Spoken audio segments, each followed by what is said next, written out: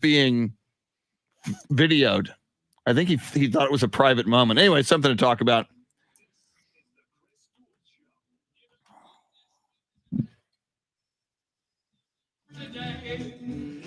Hello, Foam Foot 420.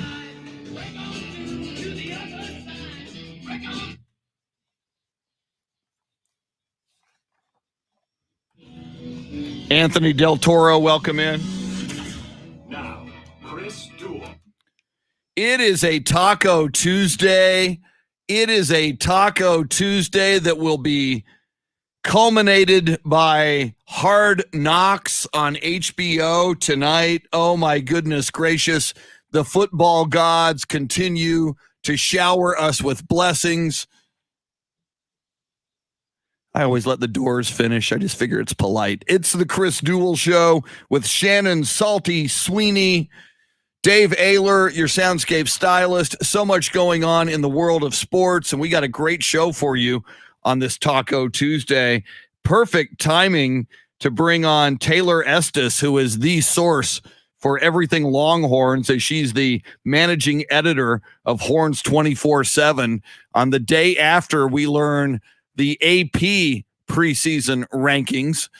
You thought the Texas Longhorns, or at least I did, I thought they should have been ranked higher in the coaches poll. The Longhorns were at number 19, but the AP poll, which is, I guess, sports writers, they have them at 21. Shannon Salty Sweeney, if there are people out there like me who felt that the Longhorns were disrespected by the coaches poll, well, we will disrespect you by 2 more notches as they're 21 in the AP poll. Well, and this is the one that throughout the season, I mean, that's the one people look at as we get closer and closer to, when they finally release the college football playoff poll, right? With where they end up deciding who actually makes it in, right? But this is the one throughout the season. The coaches poll is nice, yes, whatever. But this is the one that people really pay attention to. So number 21, for me personally, I felt 19 was about right. 21 to me doesn't feel that much different. You take us further back, maybe I start to feel a little disrespected. But again, it's hard to say what we really have in a team right now. And I'd rather be. It's much easier to get to the top from the bottom than it is to stay at the top. So I'm okay with it. I'm glad we're ranked. True. And while it's that time of year while we wait for college football to begin, that we look at things like this as fans, and we look at polls, and when these polls come out, we look for our favorite teams. We look for maybe other teams in the state of Texas. I think Texas A&M ranked very highly in this. We'll walk you through it here in a little bit. Obviously, Alabama, number 1. Why? Because it's the law. Anytime you put out a poll, you must put Alabama at number 1 because they got everybody, because that's like pro football over there in Tuscaloosa. So, I mean, on a certain level, you do control your own destiny. And a program like Texas, win your games, win the games you should win or need to win, and you'll be fine, even at 21. I see, and it's gonna. We'll get Taylor Estes' thought on this. By the way, Taylor's going to join us just after 8:00. She's always outstanding on everything Longhorns. But I just feel, to me, the feel for me is that Texas is a top 15 team. And, in the long run, Shannon, this is probably, knowing Sark, I mean, this is probably very good fuel for him and for this team. I mean, if Texas were ranked 12th or 15th, maybe this young team that's getting used to a new coach and you've got new quarterbacks, maybe they'd start to believe the press a little bit that, hey, we are a top 15 team. So maybe, the AP keeping them out of the top 20, but still in the top 25, maybe that'll be a bit of a motivator as well, or a little bit of a minor wake-up call. Yeah, you'd think so. I mean, we've seen it happen with Texas before. Numbers aside, they come into a game that they feel like they should win handedly, and then it turns out to be a little bit more of a game than they thought it would, because they had that mindset going into it that this isn't OU weekend. They need to treat every team like it's Texas OU weekend, and like they're going to Dallas and play their hardest no matter what. And because in that game, we all know the number in front of their school does not matter at that point, right? Because it is just such a game unlike any other. Again, I like the 21. it'll be interesting to see where they are come early October when they do start playing Big 12 games and they do take on Oklahoma, because of course Oklahoma right now ranked very highly, with likes of Spencer Rattler, who obviously a Heisman standout early on this season. We expect to hear lots of good things and see lots of good things from him. So again, I'm okay with it. We don't have a quarterback yet, at least not publicly.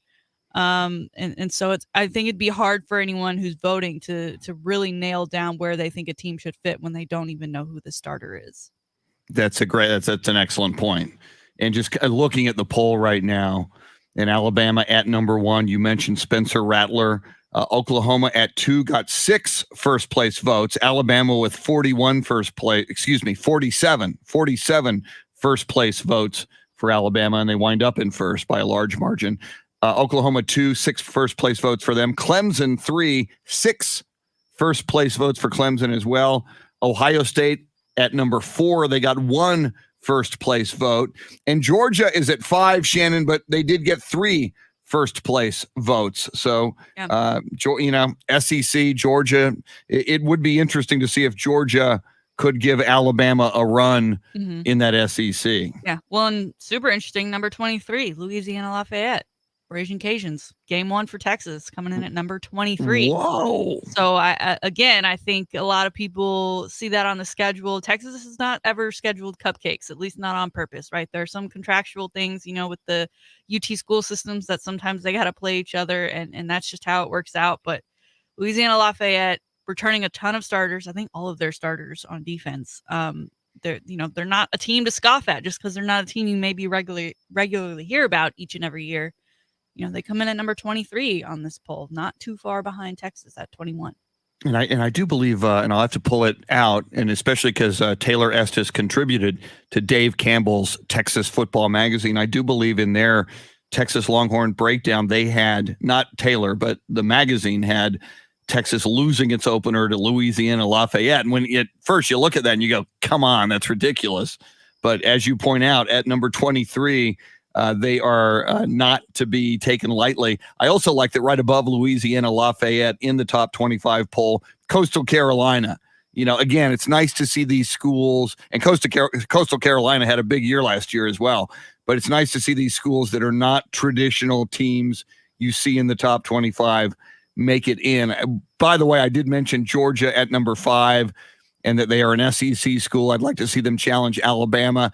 Just 1 slot below Georgia at number 6, Texas A&M. So Aggie fans out there, Aggies, including our good friend James Allen, who James Allen saw me do he's the guy from the Pro Football Hall of Fame for our listeners. Big Aggie saw me do a video over the weekend in a Longhorn t-shirt, and he says he's going to get me an Aggie t-shirt. For you to burn, or what? Yeah, I wouldn't burn it. I just, but goes in the bottom of the t-shirt drawer. And you're hardcore Longhorn, you're an alum, and I get it, and you should be, but I do like it. I hopefully moving forward, and now hopefully the SEC move comes sooner than 2025 for the Longhorns, for the Aggies and the Longhorns to both be good. And I grew up a Longhorn fan as well, so I lean Longhorns. I got a lot of Aggie friends, but for both of them to be good.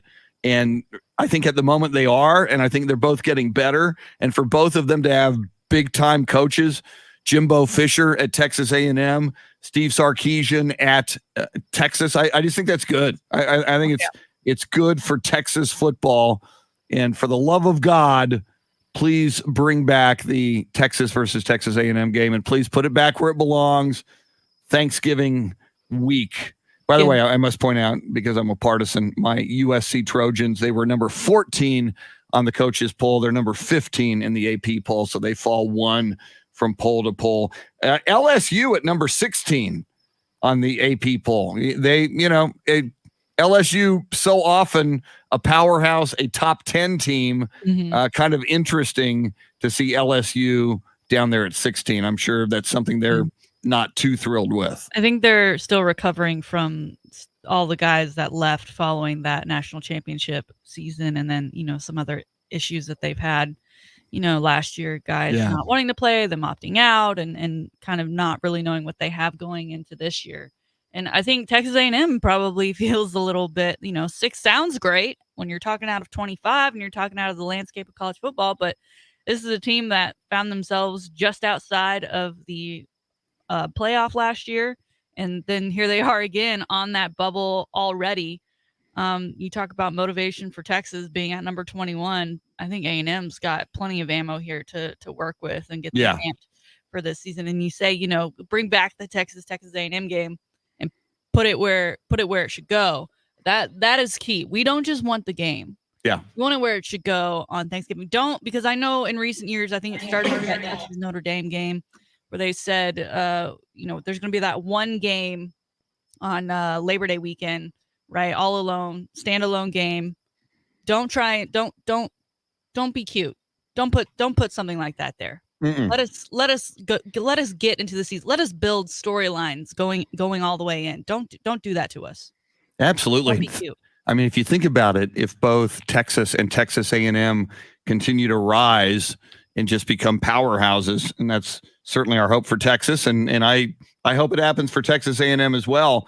I mean, that game being a late November game, Thanksgiving weekend, you got to believe someday both of those schools would come in, as SEC schools with really, really good records, and it would be a big showdown between two really, really good. And again, you just look at the brands and you look at the histories, and certainly the Texas history, win-wise and win percentage-wise over the decades, much better than A&M. But certainly A&M with, their what they're paying Jimbo Fisher, they expect a ring. They expect a national championship.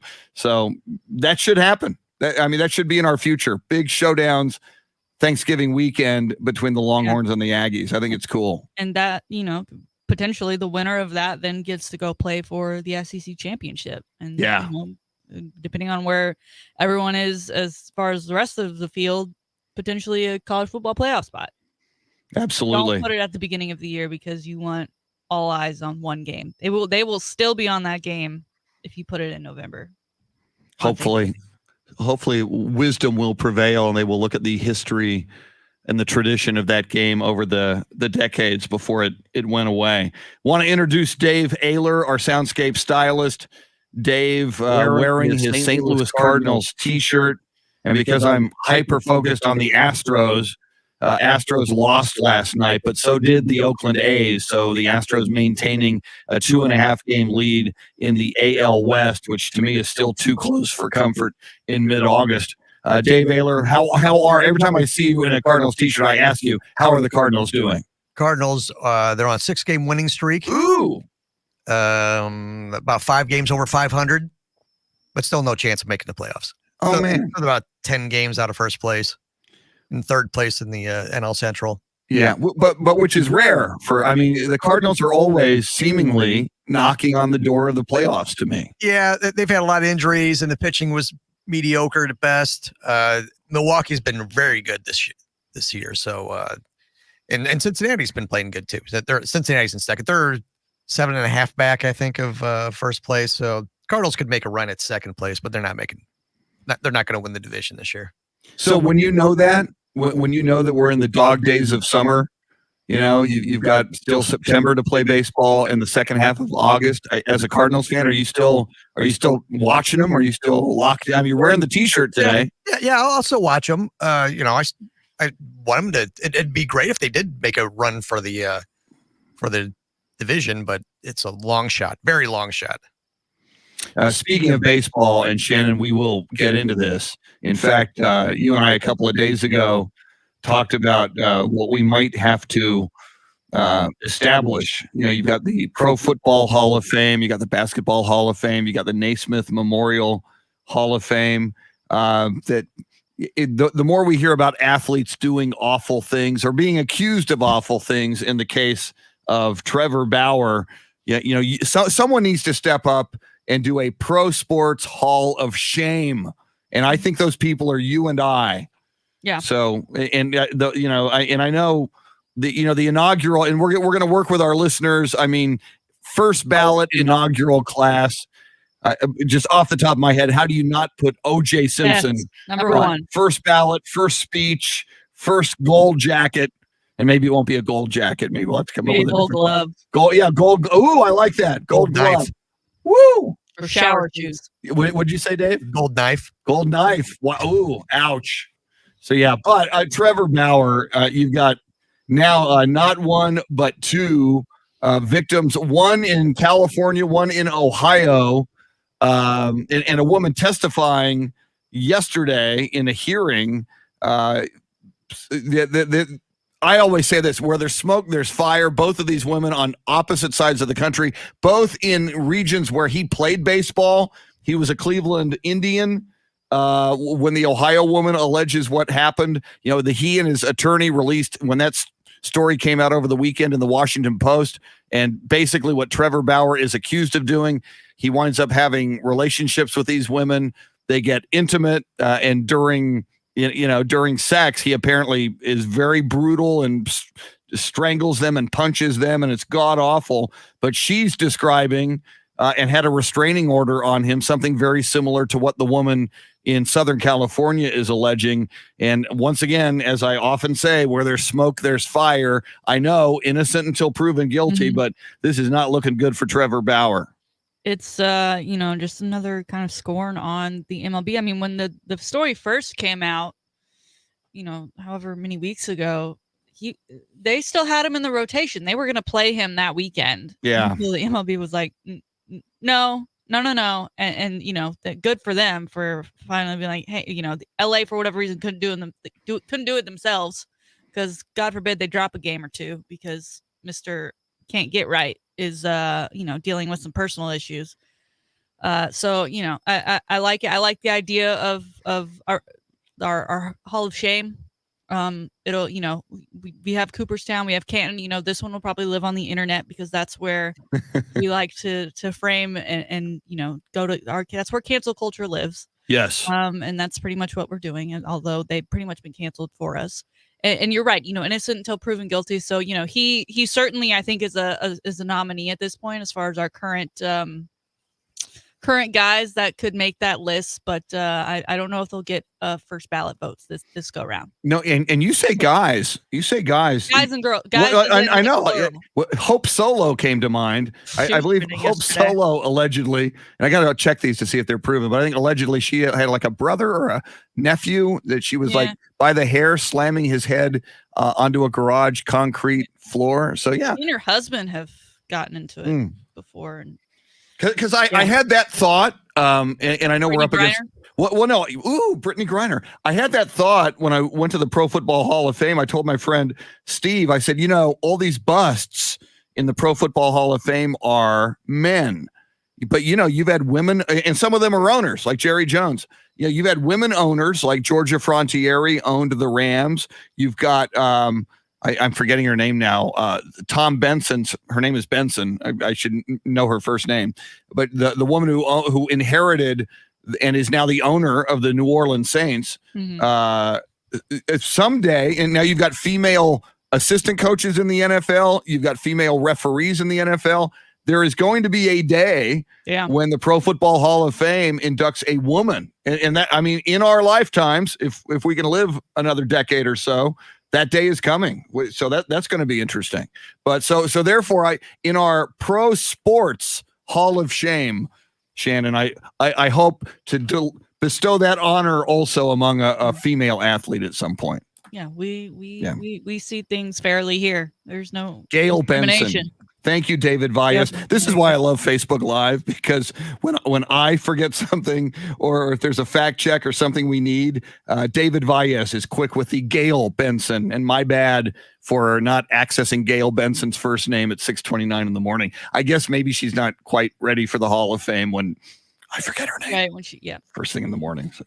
Good. But it's a darn good team in New Orleans, Gail Benson. All right, we'll see. And I want to talk about that quarterback situation between Jameis Winston and Taysom Hill. That's one of the many storylines in preseason in the NFL. All right, we got a lot going on all morning long. I mentioned Taylor Estes, the managing editor of Horns 24/7. She'll join us just after 8 o'clock. Andy Everett, the voice of UTSA Athletics and our golf guru, going to join us at 8:35. Also in the 8 o'clock hour, we're doing it all week. George Thorogood tickets. George Thorogood coming to the Tobin Center. In fact, tickets I saw yesterday, tickets haven't even gone on sale yet. And you can win. They go on sale later this week. You can win tickets today before they even go on sale. That's pretty cool. She is Shannon Salty Sweeney. The high five play of the day, which I think is pretty cool, is coming up next. Dave Ayler, your soundscape stylist. I'm Chris. We are with you until 9 on the Chris Duel Show. Wow, what is that? There's something playing on my... It's got to be that. Okay. Got it. All right.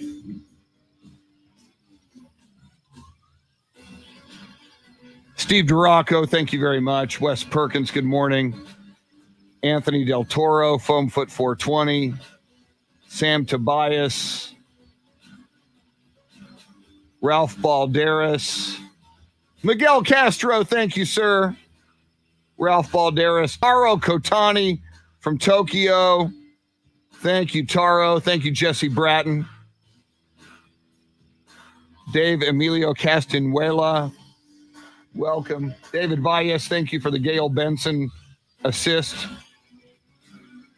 Luisa Alanis, all in for the Hall of Shame. Yeah, and I think, and we'll figure it out on air, but I think we'll probably do a bracket format.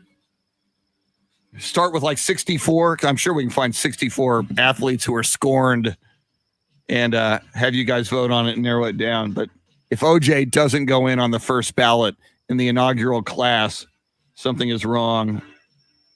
Pendejo, good morning. Pendejo, I do believe, is Tracy Bogert. Oh, in Facebook jail. Ralph Balderas, good morning. Thank you so much. Joe Leal, welcome. Jason Paniagua. But yeah, what we also need to do, Pro Football Hall of Fame has David Baker knocking on the front door of athletes to let them know that they've made it into the Hall of Fame. So Shannon and I will personally knock on the door to tell these, might be some security we have to get through at OJ's place to knock on that front door, or maybe we'll do it on a golf course. Maybe OJ will be on a golf course and we'll just walk up to him. OJ, Shannon Salty Sweeney and Chris from the Pro Sports Hall of Shame. We've got great news.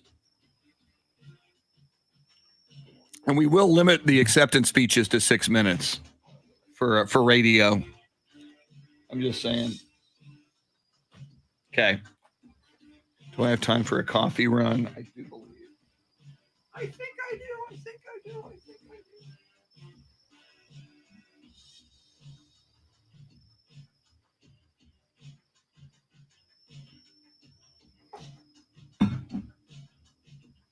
Jason Paniagua saying high five to the Raiders for requiring fans to be vaccinated. I second that emotion.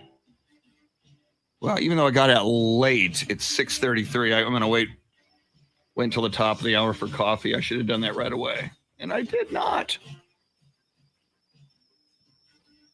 My coffee will have to wait. John Williams, I saw people tweeting about it. I didn't see the open practice, but I saw a lot of people tweeting about all the action that went on. Was there a live feed? I'm guessing there was a live feed probably at DallasCowboys.com.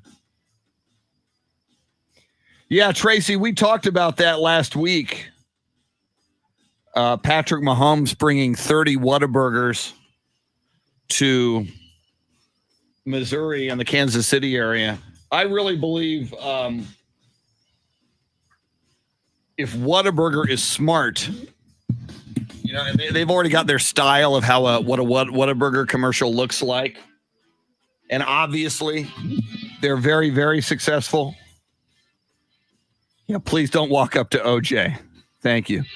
Obviously, Whataburger is very, very successful with how they advertise. But I think you got Patrick Mahomes, probably the greatest active quarterback in the NFL, a guy who has the potential to rival Tom Brady for being the greatest quarterback in NFL history. Very likable. Now he's investing. I think that's an asset. I think you use that. You put Patrick, because people love him nationwide. People still love him in the state of Texas. People still know he's from Texas. Foamfoot 420 with the Sam Hurd nomination. Excellent. Excellent. I had Sam Hurd before the drug arrest and prison time. Had him in studio for radio many years ago when he was a Cowboy. Have a photo in studio with Sam Hurd before everything went bad. And in San Antonio, when they were when the Cowboys did training camp at the Alamo Dome, Don Harris and David Chancellor of News 4 had Sam Hurd be a correspondent. Yeah, they gave him a camera crew, and he did live reports every day that were very funny. Too bad. And Sam Hurd, a San Antonio guy, went to high school. Where did he go to high school? Brackenridge? I'm trying to remember. Probably not, but that's off the top of my head. No, Pendejo, it's the Pro Sports Hall of Shame. We're all inclusive, every sport. If there's a lacrosse player who murdered somebody, it's possible.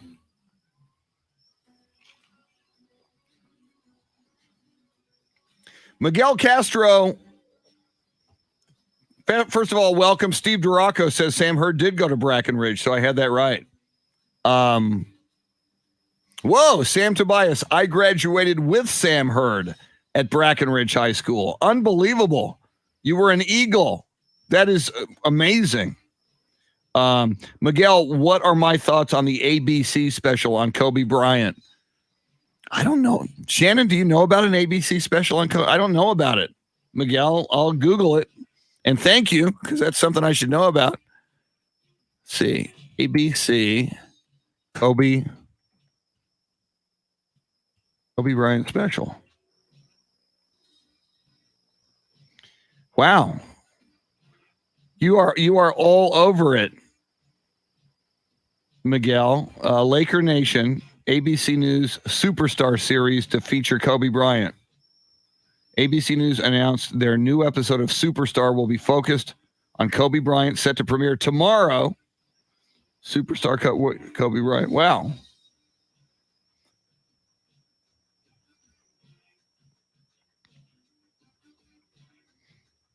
Miguel Castro, you get a credit as show producer because you're telling me about something I didn't know, and we didn't know.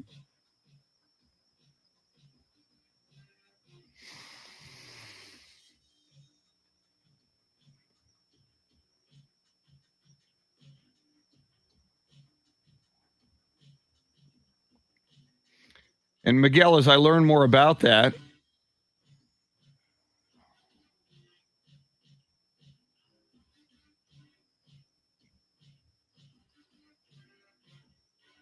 see, they're teaming with ESPN on that. Drag and drop, collaborate, edit away, and you're done. With Canva, you can. Start designing for free at canva.com.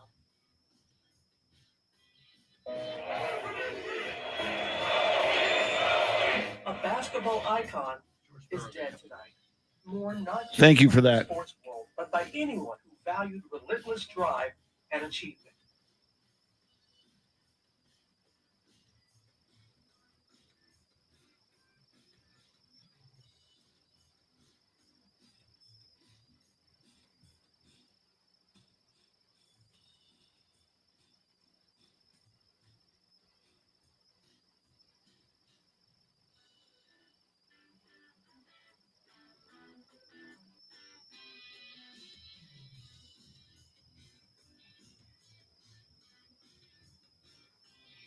Excellent work, Miguel Castro.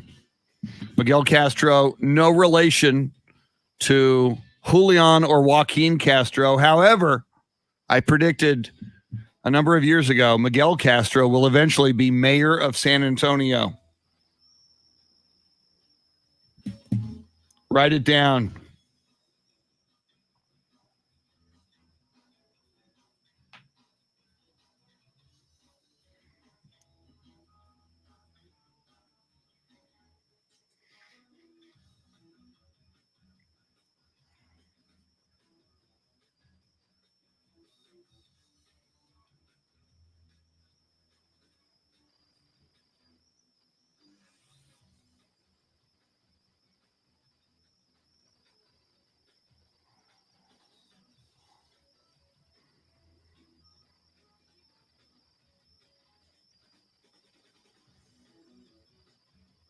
I would have had time for coffee. We did go late.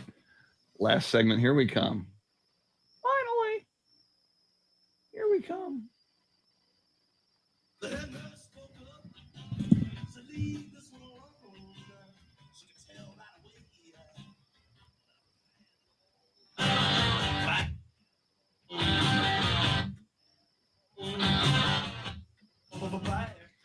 Not only is that a great George Thorogood song, Bad to the Bone, but that might have to be walk-up music for our enshrinees into the Pro Sports Hall of Shame.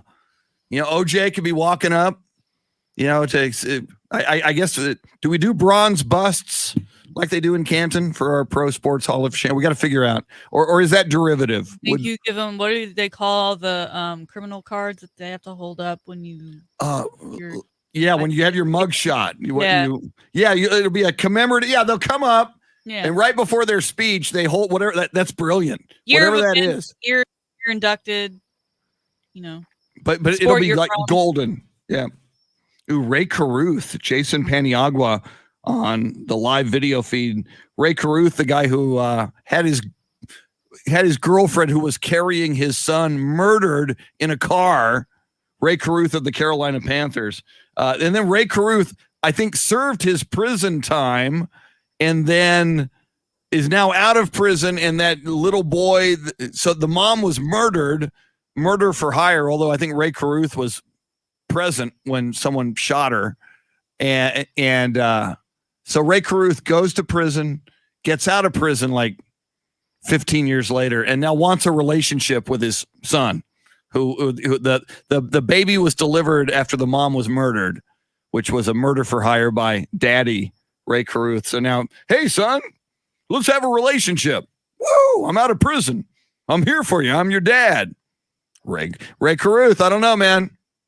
You're definitely in the field of 64 for the Pro Sports Hall of Shame. All right. We go from the shameful to the cool. We do it every morning at this time. It is the High Five play of the day, appropriately sponsored by High Five, 2 locations in the Austin area. If you haven't gone yet, you should, because there's so much going on at both High Five locations. Big screen TVs everywhere. You can watch all kinds of sports, including Austin FC, NFL football, baseball, whatever's going on. You've got great food, great drinks, food specials, drink specials. On a Taco Tuesday, there's even tacos, and I believe taco specials at High Five. Laser tag, axe throwing, all kinds of games you can play. They're good to kids. They're good to adults. High Five, 2 locations in the Austin area. And Shannon Salty Sweeney, who deserves a high five this morning? We're going to give it to the MLB because the MLB made a fantastic move with the Field of Dreams last week. And they have already confirmed that there will be another Field of Dreams game to be played August 11th, 2022. Yes! And rumors have it, it'll be the Cubs and the Reds to take the field. Now, that's where I want to get into the discussion because I know the Cubs, obviously kind of like the Yankees, they're pretty internationally, worldwide. They're known. Yes. A lot of people buy the hats just to wear them. They have no affiliation with the team. They don't care about baseball. So I get that. And then the Reds, who I guess maybe they're rivals of the Cubs, so okay. But does this intrigue you? As I'm glad they're doing it again. It'll be interesting to see what they change, what they keep the same. But does this intrigue you at all, this current matchup the way it is now? Because the Cubs really, I mean, they just got rid of everybody. They just cleaned house. I mean, they look nothing like that, team that won it all just a few short years ago. And I think they're still going to be in that rebuilding frame once we get around to 2022 when Field of Dreams 2.0 takes place. Yeah, but for what you described at the beginning there, Shannon, though, the Cubs are such a brand. They're not quite the Yankees, obviously. I mean, the Yankees are the brand in Major League Baseball, but the Cubs were always, and the Cubs were always, before they won that World Series a few years ago, kind of lovable for their misfortune. And you were able to love the Cubs even if they, failed. So from a branding standpoint, I think Cubs is a good idea. The Reds, what's interesting about the Reds, and they came up a few weeks ago on this day in sports history. It was the year, it was the anniversary of when the Reds were founded. And I think they were the Red Stockings originally. They were founded in 1881. So maybe what Major League Baseball is thinking here, at least in Field of Dreams game number 2 next August, is, maybe I'll have to look it up and see what are the oldest franchises in baseball. I do know the Reds go way back to the late 1800s, and the Cubs might go way back as well. So that might be what they're thinking. What I am noticing, though, if you're talking about brand, what about West Coast? What about the LA Dodgers? At what point are you going to bring the LA Dodgers into this? We were just talking about Trevor Bauer, who's in a lot of trouble and maybe guilty of doing some horrible things. But from a brand standpoint, originally the Brooklyn Dodgers many, many, many years ago, but I think at some point they're going to have to do the LA Dodgers in this game.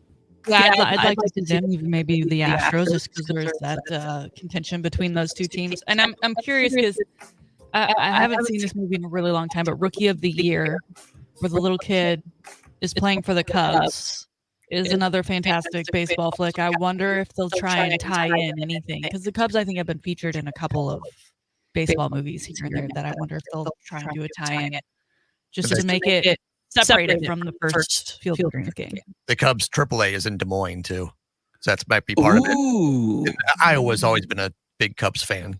A lot of the Cubs fans up there. Yeah. I didn't even think about farm clubs that might be in Iowa, but wow, that is I know interesting. the AAA's in Des Moines, so that's probably got part of it to do anyway. Yeah, and I really think now, from some people on the outside looking in, and we've said this, the second Field of Dreams game can never live up to the magic of the first one. However, I mean, and ratings were through the roof, and you gave us the number. Was it 5-point-something million yesterday, Shannon? The ratings, how many people watched off the top of your head? I think it was in the 5 million range. Yeah, I think it was like 5.9, the highest ranked regular season game in 16 years. Yeah, and I think it would be impossible to do that twice, obviously, because the first time was so special. But maybe I'm wrong. The Super Bowl just every year draws a bigger audience, and I'm not comparing this to the Super Bowl in any way, but I do think what Major League Baseball should do, and again, coming off Hall of Fame weekend in Canton, Ohio a couple of weeks ago, find a way to make this a celebration of baseball. I mean, you've got the game itself. It's a big deal.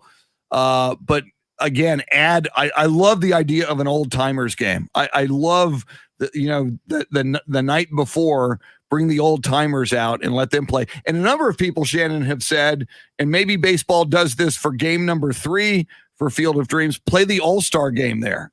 I mean, I know there's a lot of money to be made, and probably the All-Star game, like a Super Bowl or like an NBA All-Star game, maybe the next 3 or 4 are already assigned, and these local stadiums and Major League Baseball cities already know. It's like, hey, we're Cincinnati, and we know already we're going to have the 2025 Major League Baseball All-Star game, if that's the case, if a city like that is the case. But I think eventually, to try to find some way every year to make the Field of Dreams game special in an outside the box kind of a way, some year, and I would advise the first year it's available that you can do it, bring the All-Star game there. That would be so cool. Yeah, and it's interesting, the timing. I mean, this game was not even a week ago yet, and they've already said, yes, we're going to do it, and these are the teams.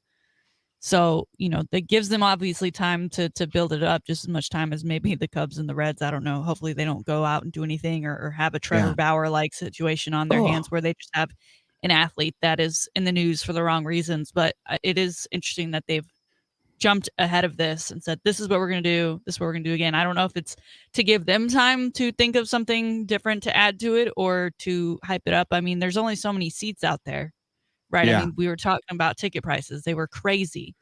So it'll be interesting. And again, if they're doing this again, they need to give people in that area, especially if, like Dave says, like they have farm teams in the area for the Cubs, that you allow those locals first chance. Absolutely. At reasonably priced tickets.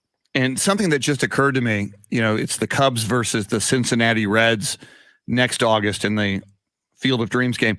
as a freak for the movie Field of Dreams, when I bought the 25th anniversary, I bought the 20th anniversary DVD, and then I bought the 25th anniversary DVD. And on both of those, on the special features, Kevin Costner invites some old-time baseball players to come and watch the movie Field of Dreams with him and talk about it. And one of the guys, there's like 5, but one of the prominent guys he invites is Johnny Bench, longtime catcher for the Cincinnati Reds and one-time multi-year favorite baseball player of mine until I met him in person. So I would imagine Johnny Bench next August, when people are coming out of the cornfields, you may see Johnny Bench walking out of there in his number 5 Cincinnati Reds uniform. I think it could happen. I'm just saying. You would feel what about seeing that happen? I'm just like Kawhi. I'm trying to get over it. And for people, I've told this story many times. Johnny Bench was my favorite baseball player growing up, and I met him in person once, and he was very, very rude, and it would just kind of. And I was only like 21, 22 at the time, and just broke my heart. That is, God, it would be like Roger Staubach dissing me. It's like Roger Staubach's my favorite athlete ever, and I got to, I know, and I got to meet him a couple of times, Roger, and he was nothing but wonderful and gracious, and he was everything I thought he'd be. It would be like if Roger Staubach said, "Get out of here, kid, you suck," which isn't exactly what Johnny Bench said to me. It was kind of the subtext. But so like you're asking me how I would feel if Johnny Bench walks out of the cornfield next August. I'm trying to get over it. I'm trying to. Know that if I could remove that one moment in time from my experience of Johnny Bench, I should be able to get over it. Although I haven't yet, but I'll worry. I got 1 year to try to get over it. It's a very real possibility. Yes, it's becoming. Yeah. So I love it. Way to go, Major League Baseball. You're on to something. But finally, what you brought up, how I'm surprised that less than a week after the game, they would make this announcement. Even if they knew they were going to do it, yeah. I think they could have generated some buzz by making it a little bit of a cliffhanger. Well, we're thinking about it. What do the fans think? Let us know. I'm surprised they didn't try to stretch it out a little bit. Yeah, it's interesting. It makes you wonder if it's like a TV thing of, strike while the iron's hot. Look at all the eyeballs we had on this. Who wants to buy some ad space? Let's get on it. Let's make this our Super Bowl. Whatever kind of thing. I don't know, but it's very quick turn. And to think too, like how long we had to wait for this last one because of the pandemic. Ooh, you're right. Yeah. Now they're like, nope, we're doing it again. We're not, there's no, we're going to go ahead and get that on the schedule. And one more idea, Shannon, for this game in the future, how for all-star balloting, the fans vote, you could say, all right, we're going to let the fans vote and decide who the 2 teams are going to be. That way, different fan bases would have to really mobilize and turn out the vote if you want your team to be in the Field of Dreams game. And that's certainly something the MLB needs to get better at is fan engagement. The players are so great during batting practice, whatever, signing autographs, whatever. But for the people that don't make it out, for the people who live across the country, how are you engaging with your fans in a similar way that the NFL and NBA does throughout the season? Lots going on this morning. Let's turn to football. We'll talk some football as we roll forward. We've got a sports update coming at you at the top of the hour. We'll talk football also in the 7:00 hour. Shannon's Salty Shakedown, this day in sports history, sports birthdays, and more. Don't forget Taylor Estes. We're going to go deep into the Texas Longhorns just after 8:00. Taylor Estes, managing editor of Horns 24/7, just after 8. Just after 8:30, Andy Everett, the voice of UTSA Athletics, going to join us. Lots going on between now and 9. She's the salty one. Dave Ayler making the show go. It's the Chris Duel Show. Thank you, Beth Settle. You are up early and you are so kind. I appreciate that. Good morning and thank you. Jason Garcia, thank you. Twins, A's, Dodgers, Phillies, Giants, Reds, Pirates, Cardinals, Cubs, Braves are the top 10 oldest baseball teams, and the Braves are the oldest. Ooh, Foam Foot, I'm a loser by the Beatles for the Hall of Shame. I like it. Jorge, I do agree with you as well. Jerry Jones needs to get a backup ASAP.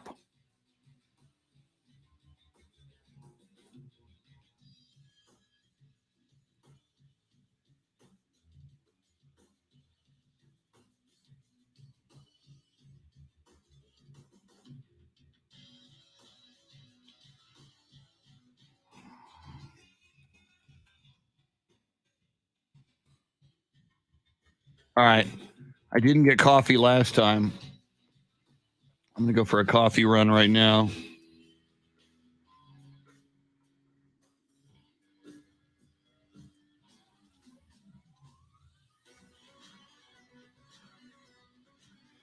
All right. Coffee, coffee, coffee.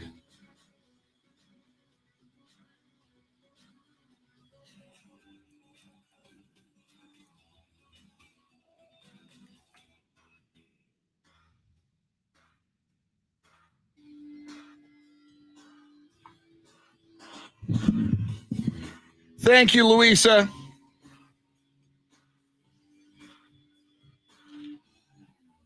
Louisa, to celebrate, I am demanding a recount.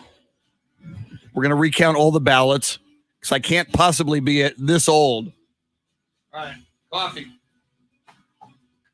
It's fake news.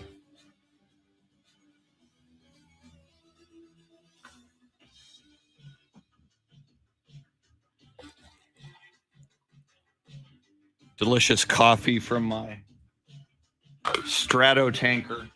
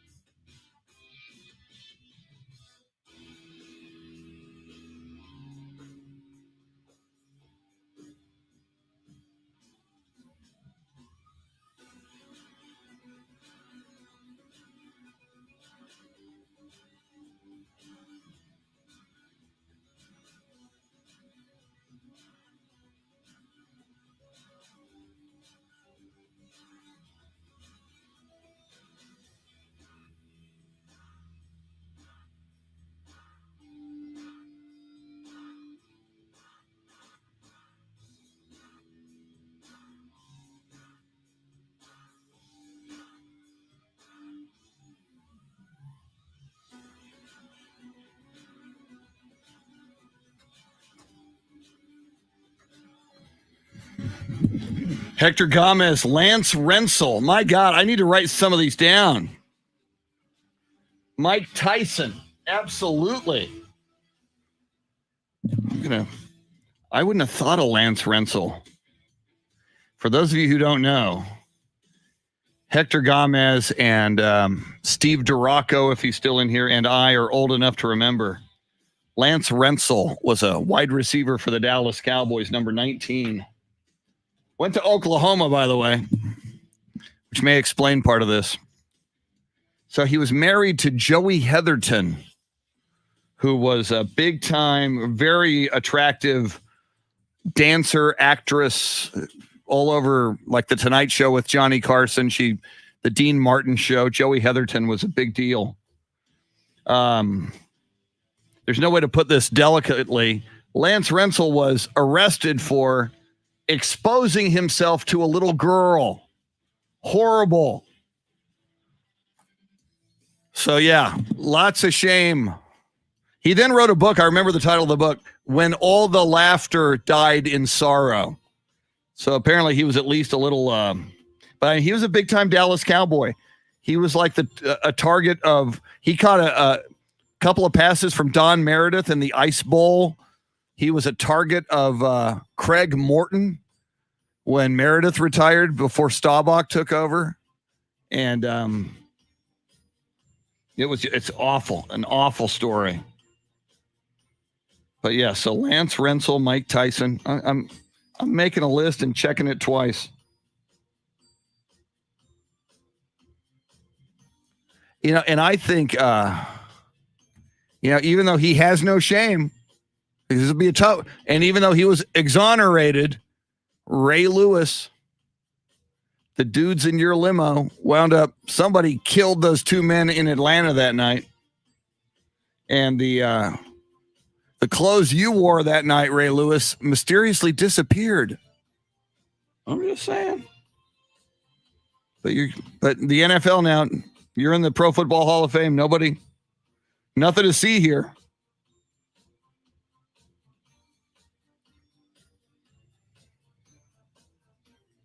And here's one of my deals on the Ray Lewis thing. He maintains his innocence. But one of those two guys who were shot and killed in that incident in Atlanta, Super Bowl week, by people in Ray Lewis's limo, one of those fathers, one of those two men who were killed was a father, had two kids. Even if Tanya Harding, very good, Louisa, even if you are innocent, and we're absolutely innocent, but two guys were murdered and one of them had two kids, and it was a party that you were kind of the ringleader of, even though if you want to say you have no responsibility for your party, and I know you're saying these two guys started the fight, wouldn't you try to do something for those kids? I'm just saying, see to it that they are taken care of. See to it that they have a scholarship or something. It would have been nice. That's all I'm saying. Lucinda Sullivan, thank you. Sending birthday coffee. I am writing Tanya Harding down also, by the way. And I said this earlier, Louisa, we need, unlike these other Hall of Fames, we need a woman or women, plural, in our Hall of Fame. Shame. Tanya Harding should be, and maybe she'll go in with Jeff Gillooly, the two of them. Harding and Gillooly could give a speech together. And presenting Tanya Harding, Nancy Kerrigan. I like it. Maybe the victims are the presenters in the Pro Sports Hall of Shame. I don't know. The idea is getting bigger and bigger. Here we go.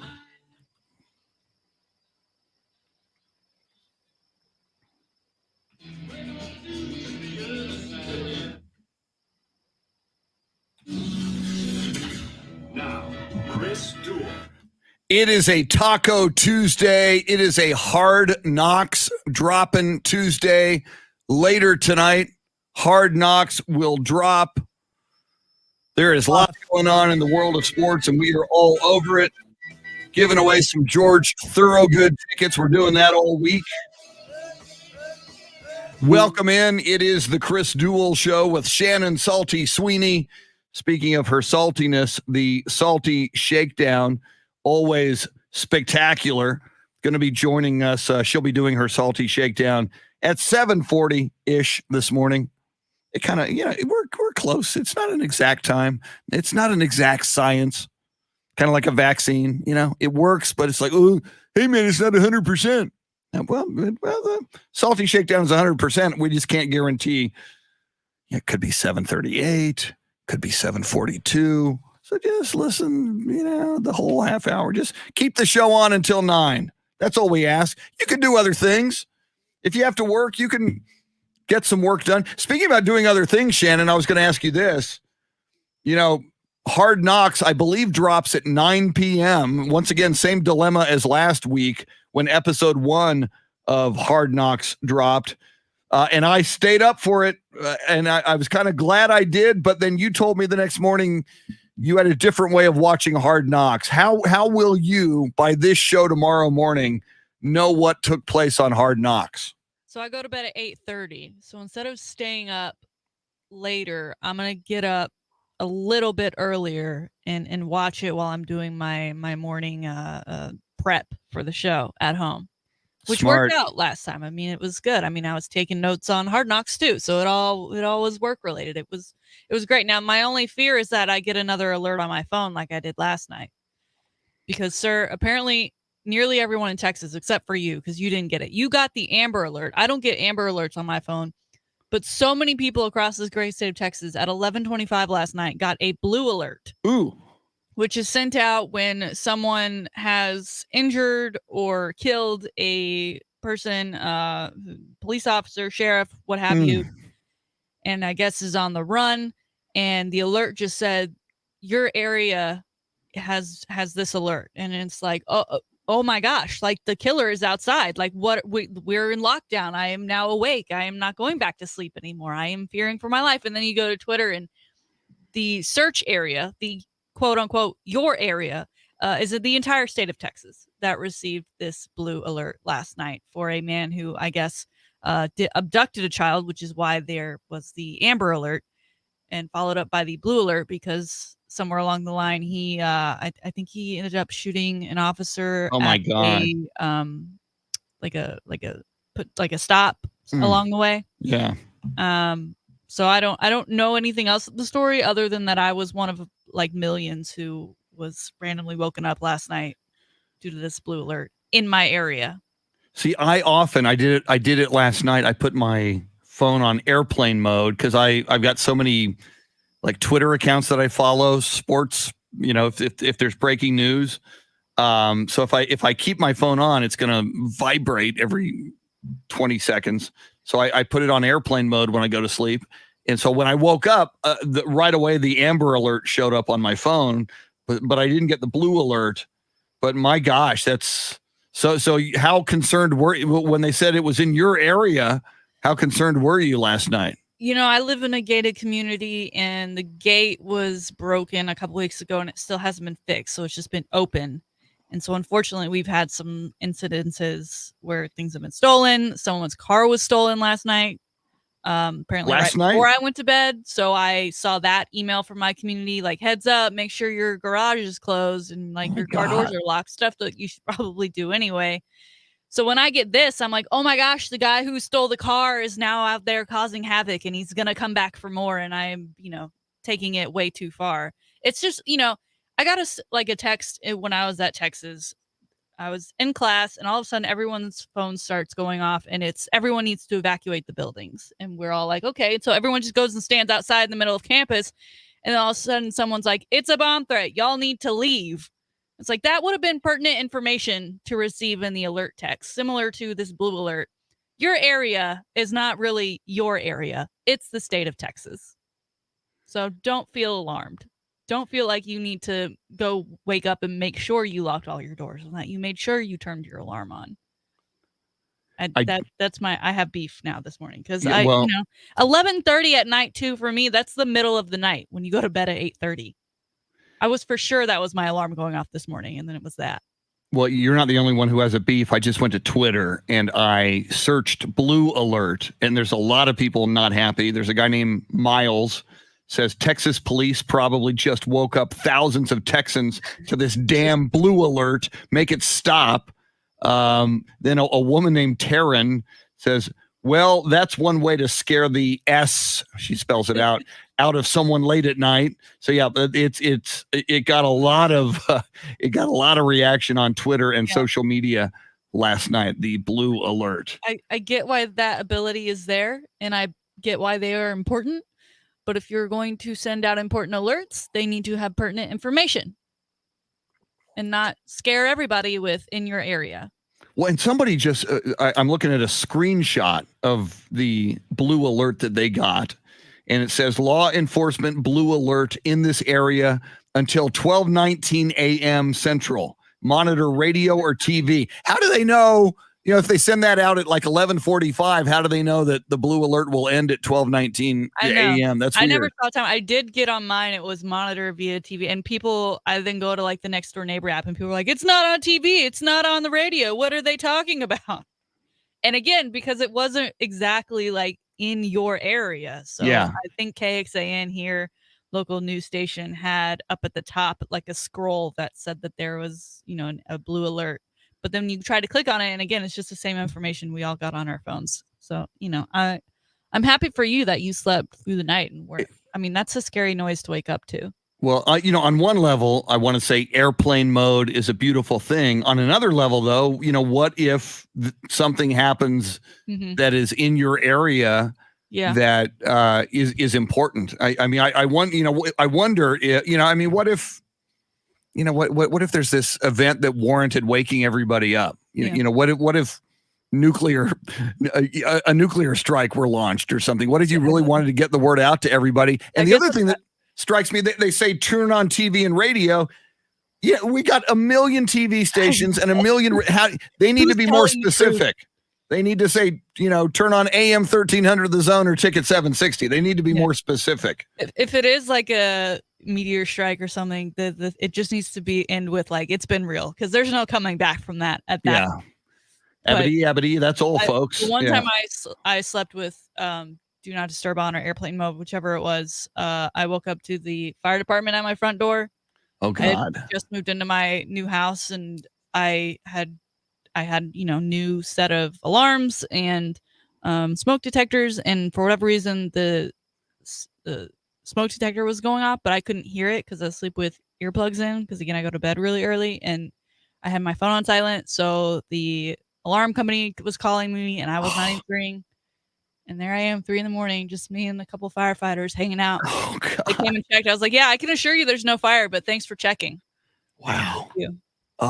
Please See, leave my house. My biggest fear when the phone is on airplane mode, which is pretty much every night, is that, and I always like check my email and text right before I do it, because my biggest fear is that the boss man, Brian Gann, is going to say, Charlie Parker or Tim Merriman, because I do sometimes get this message, but I never get it at like 11:30 at night. Tim or Charlie Parker's sick over at 1200 WOAI. We need you to come in early and work a shift. So that's my biggest fear is that I'm going to, I wake up at like 3:30 and see, oh, Brian wants me in 30 minutes from now. So Dave Ayler, speaking of the guy who works earlier than we do and works down the hall with Charlie Parker and Tim Merriman on 1200 WOAI in San Antonio, did the Blue Alert or the Amber Alert wake you up last night? I didn't get an Amber Alert. I got the Blue Alert. It didn't woke me up. I looked at my phone and I go, okay, well, they can't do anything about that because I'm not going anywhere. I'm not looking for any criminals. Then I heard the whole story when I came in and did the news this morning. So it was a big news story this morning. Yeah, his police officer was shot. He's going to be, as far as I know, he's going to be okay. He was in the hospital because he was wearing his body armor and all that. Thank goodness he's going to be okay. Yeah, he's going to survive. Did they catch the bad guy? Not that he was still on the loose when last I heard. The first thing you learn, and it's despicable and god awful to shoot anybody, certainly a police officer, but you shoot a police officer, and I don't know of any circumstance. The entire state of Texas. Yeah, is what happens if you shoot a police officer. Yeah, that's a great. I don't know of anybody who's ever shot a police officer and then gotten away. It's like, oh, we never found him. I mean, every single darn resource across this state is looking for that dude. That's a great question. If anybody has an update, let us know. I don't know what your drive to work is like, but every road sign this morning had the alert on it and the license plate of the vehicle. I think it's a white Cadillac sedan. Is what I kept reading. Okay. Every time I came up a new, every every time I came up on it, it switched to the other thing that it was blue alert. But every resource is out there, including again the alert of the entire state of Texas. And there's some you just Twitter search blue alert. I mean, there are hilarious memes, and then there's people that are like, "All right, everyone, suit up. We've been called into action." Wow, that's going to be an interesting story to track, and we'll see if we can find some more information on that throughout the morning. We do want to mention, and we'll talk more in depth about the Texas Longhorns football program with Taylor Estes of Horns 24/7. She's the managing editor. But the fact that the AP preseason poll came out yesterday, last week we talked about the coaches poll, which ranked Texas at number 19. If you weren't happy with that poll, then you're really not happy with the AP poll, which ranks Texas at number 21, and that dropped yesterday. And Shannon, we kind of used that as a subject for our poll of, they got a poll, the AP preseason poll. We got a poll as well. Yep. It is our poll question this morning. Yeah, just asking what people think of that number 21 ranking for Texas. 56% of people are saying it's about right. 33% actually saying it's too generous. 5% saying disrespectful, and another 5% saying fake news. I guess they don't care about polls until the college football playoff poll comes out. Wow, I am in the minority. I voted disrespectful, and only 5% of us, 95% of the voters so far voted for another choice other than what I thought it was disrespectful. Speaking of the Longhorns, Shannon, we're getting a phone call. Jason wants to talk Longhorns. Okay. And thank goodness, I didn't even give the phone number out yet. Woe is me. 800-707-9760. You are always invited to join us on the phone lines. Jason, welcome in. What's on your mind this morning? Good morning to everybody, and happy Taco Tuesday to you and yours. Happy Taco Tuesday. Thank you. And also with you. Also, before we continue, Chris, congratulations on another successful trip around the sun, my friend.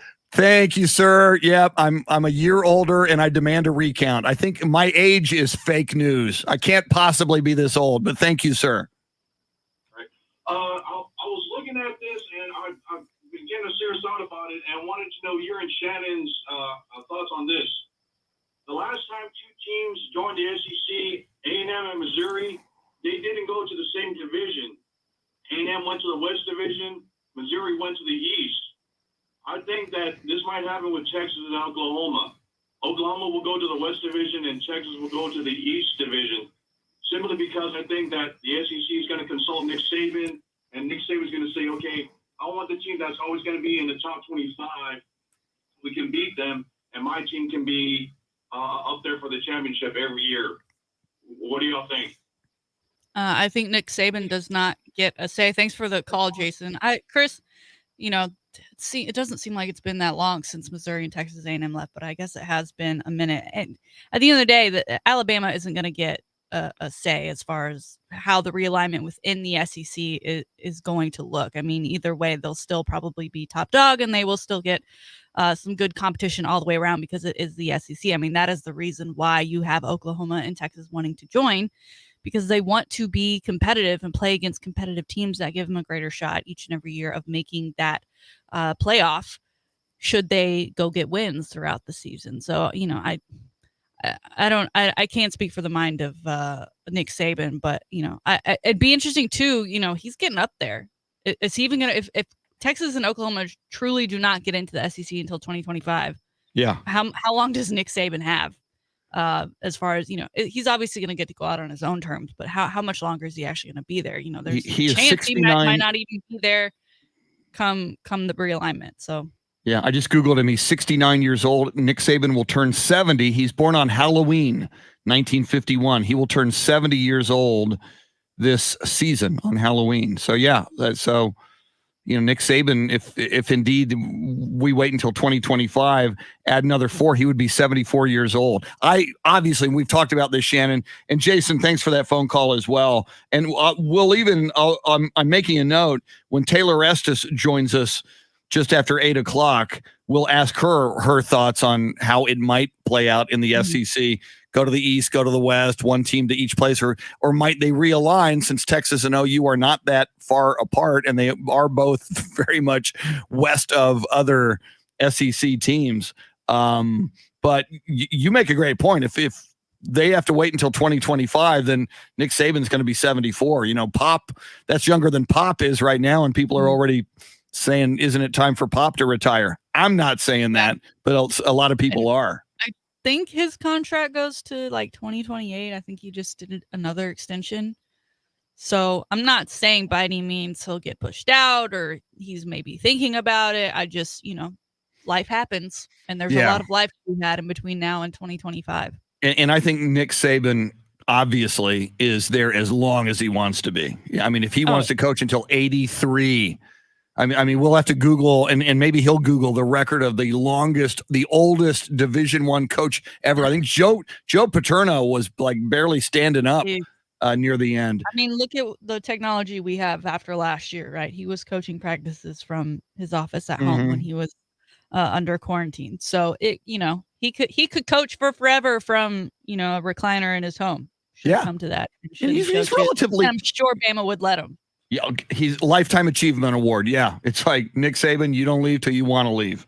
And even, I mean, from a recruiting standpoint, even if Alabama went through some lean years for them, still for kids growing up in the SEC area, even if Alabama fell off a little bit, to go play, even if 10 years from now and he's 80 years old, to go play for Nick Saban at Alabama, that's still going to be a big deal. Man, that's why I think North Carolina's been doing so well, because kids want to play for Mac Brown. He's a legendary coach. He's also a fantastic recruiter. I mean, he can schmooze like no other, but kids want to go play for that guy. Yeah. And good kids want to go play for that guy. And he's proving he can still coach. Yes. Yeah. So, but yeah, it's a great question. I so want to see, and I really think, and both universities, Texas and OU, have such deep pockets, that any exit fee, any penalty, any legal fight that might have to take place in the courts, they are well financed to take that on. I really think, and we've had this question, we even polled this question, Shannon. I think after this season, now that everybody knows and now that the news has dropped, I would not be surprised if somehow they find a way to be playing in the SEC next season. And that's another great question for Taylor Estes coming up at 8:00. How soon could this possibly happen if they really wanted to fast track it? And I think everybody would want to fast track it, other than Big 12 schools. Yeah. Big 12 schools. And the Big 12 who's still trying to hang on. They want the time to see if they can make it last before everyone else just decides to go their separate ways. Because like we heard, Kansas considering the Big 10, some other schools considering going out west to the Pac-12. So, they're doing all they can just to keep that conference alive at this point. Yeah, and it's, again, college, they're saying it, and it already is with name, image, and likeness. The landscape of college sports is just changing dramatically, and it's probably going to continue to change. And my goodness, the big ball to drop there, of course, this summer was the learning that Texas and OU were going to the SEC, and then finding out that what was it, 8 months that these negotiations were underway in secret?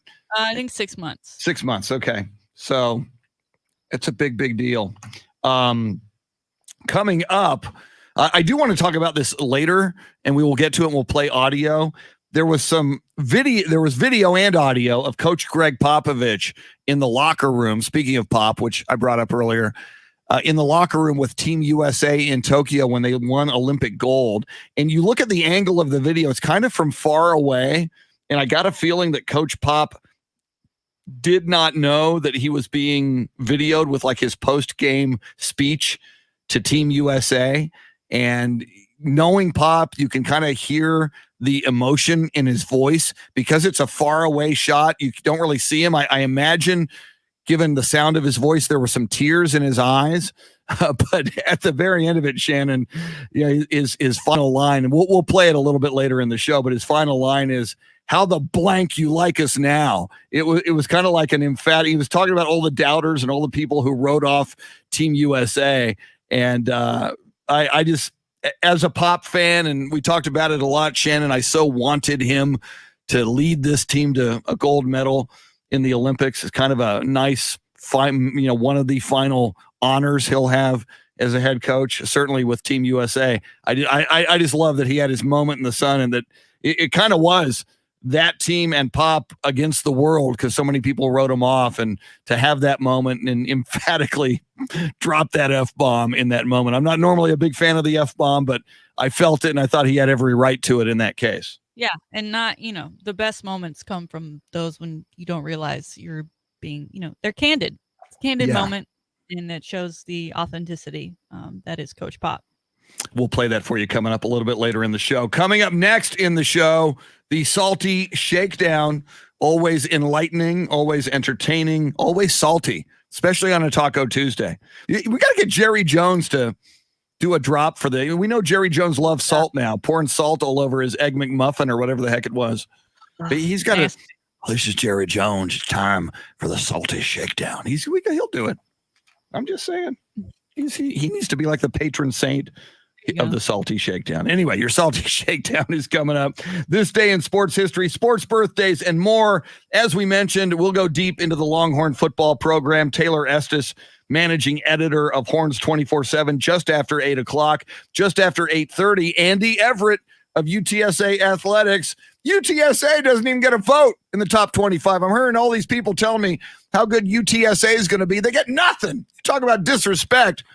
See what Andy Everett has to say about that coming up as well. Dave Ayler making the show go. She's the salty one. I'm Chris, with you till 9 on the Chris Duel Show. Thank you, Hector Gomez. And also with you, happy birthday to you a few days ago. Thank you, Foamfoot 420. Okay, I need...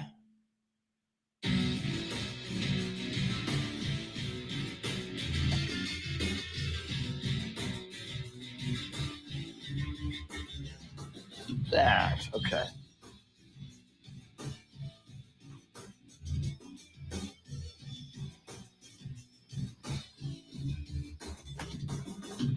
Chris, can you hear me? Yes, let me lower this, which I always forget to do, this loud music. Number one, happy birthday. I'm sorry. Thank you. Awful. I prefer not reference. It's almost like when people the thing in a restaurant. It's like, yeah. please. Well, I hope you have a fantastic day. I mean, the Thank you. Birthday. How fun. Thank you. Also, I'm just realizing, you have my screen now. So I'm wondering if when I put something in the private chat, you probably then aren't getting the little notification. I am, but I didn't see it. So okay, you are okay. It just came to me that maybe you aren't getting that notification. I do see it, and again, I've got to discipline myself to look more frequently at it, because it's a little bit of a different screen than before. So yeah, now I finally see everything you just said.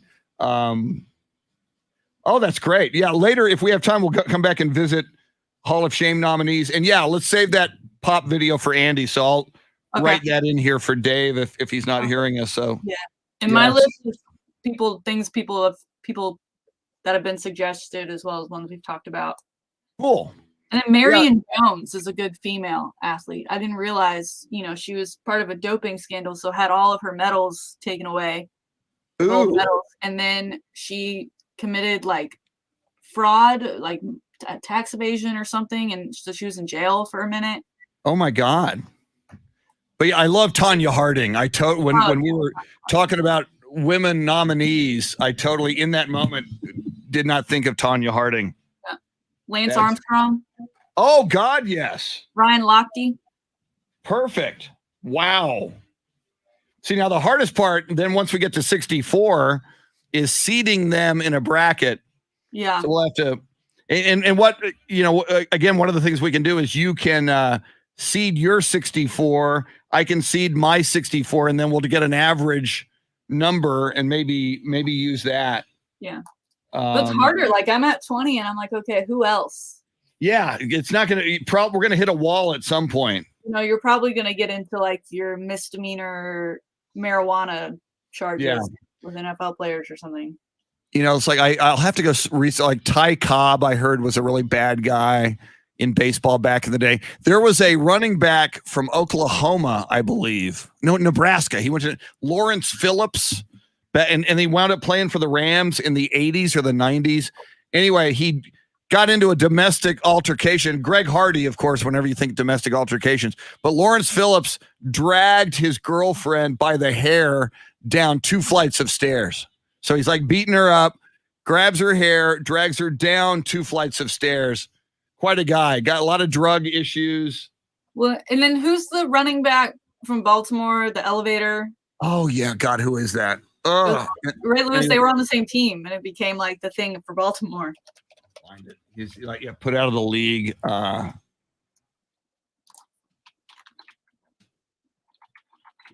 Back. Ray Rice. Thank God for Google. I put in Baltimore running back domestic. I didn't even spell violence, and Ray Rice came up. Oof.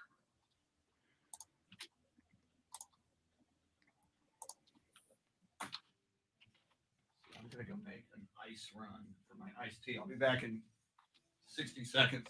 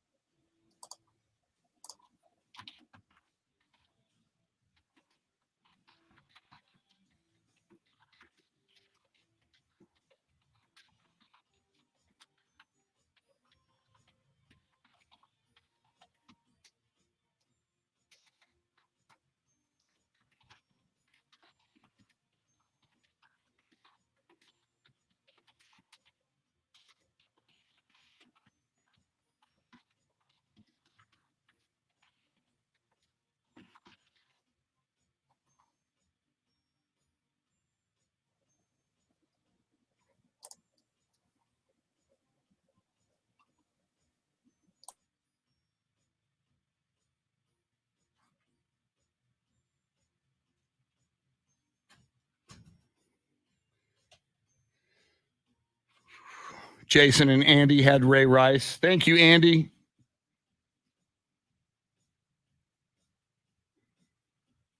Yeah, Barney, we talked a lot of Sam Ehlinger yesterday.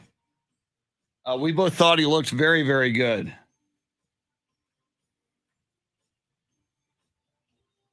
And, you know, we had talked about that for a few weeks, you know, when we heard that Carson Wentz was injured, that he would have an opportunity here. He'd have more snaps in practice and in the preseason to turn some heads and show what he can do. And it looks like. Thank you, sir. And you saw the note in the private chat. We'll play that pop audio with Andy, and we'll get some Andy reaction. Yes. Oh, and we're going to give, so rather than interrupt Taylor's segment, we'll give away the tickets coming right back right before Andy. So, oh, okay. Okay. Yeah, I'll keep an eye on that. Thank you. Yeah, my thinking was, since Taylor hasn't been on with us a lot yet, and Andy has, it's easier to interrupt Andy. You know, he can roll with it much easier. One more time. That's a thought, because you come in with either ABBA or or KDP, and then we reference Andy. So yeah, all right, we'll do it once we say goodbye to Taylor. We'll do the giveaway, and then we'll find out later who won. Okay, that's a good idea.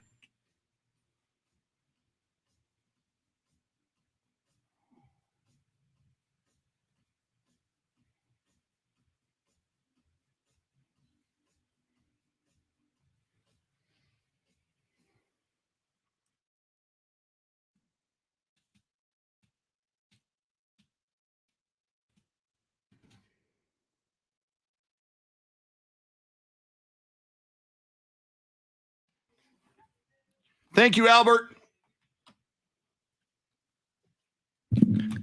Some more George Thorogood for you. Chris Duel Show with Shannon Salty Sweeney. Welcome back. Lots going on in the world of sports. We got a great show for you all morning long, especially between now and 9 o'clock. You're about to get the Salty Shakedown. And then we got sports history, sports birthdays. Then we move into the 8 o'clock hour after the sports update, just after 8 o'clock. We will go in depth into Longhorn football on the day after the AP preseason poll dropped yesterday.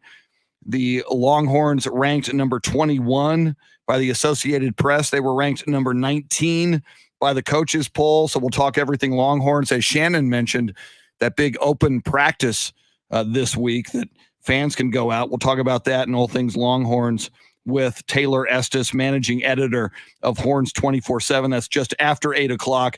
Andy Everett from the voice of UTSA Athletics and our golf guru. And Andy has also been a long time play-by-play guy and reporter on the Spurs, but he's called a lot of WNBA games for Spurs Sports and Entertainment, and he's paid a lot of really close attention to the Spurs and Greg Popovich over the years.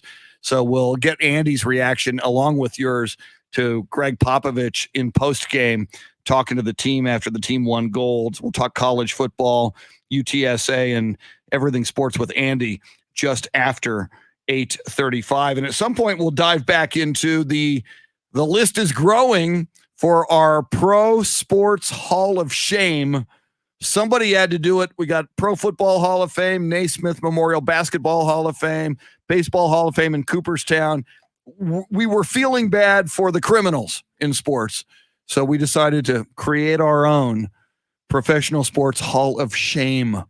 And that list is growing, and we'll dive back into that list. Some amazing names who could be enshrinees in the inaugural season and first ballot Hall of Shamers, which I think would be just a great honor for these criminals. All right. Before the Salty Shakedown and before sports birthdays, how about this? It is August 17th, this day in sports history. 1933, August 17th, 1933. Lou Gehrig of the New York Yankees sets a record by playing in his 1,308th consecutive game. You know, such an irony. Lou Gehrig was such an Iron Man as a player in baseball, and then he gets what was later called Lou Gehrig's disease, a fatal disease, and dies.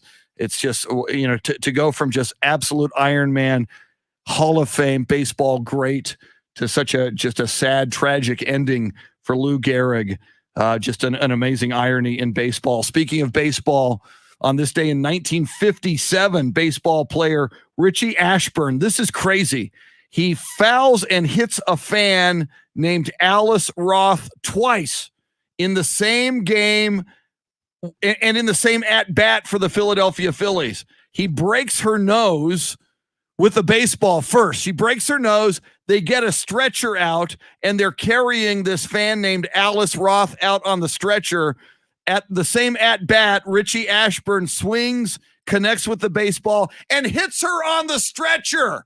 He broke her nose. She was being taken away on a stretcher. Same at-bat. He hit her again with the baseball. He should have got a home run for that one. Right, exactly. Wow. Richie Ashburn lives in baseball infamy. My God, poor Alice Roth. I'm going to have to Google her and see how her life turned out after that. This day in 2008, U.S. Olympics, the games in Beijing, Michael Phelps Aaron Pearsall, Brendan Hansen, and Jason Lezak win the 4x100 meter medley at the Beijing Olympics. It enables Michael Phelps to win his 8th gold medal, breaking the longtime record of swimmer Mark Spitz, who had 7 gold medals in swimming in the 1972 Olympics, making Michael Phelps the most decorated male swimmer in Olympic history. Pretty cool for Michael Phelps back in 2008. There's your sports history. How about some sports birthdays? Born on this day in 1952, Guillermo Vilas, an Argentine tennis player. He was kind of a big deal. 4-time Grand Slam winner. Guillermo Vilas, born in Buenos Aires, Argentina.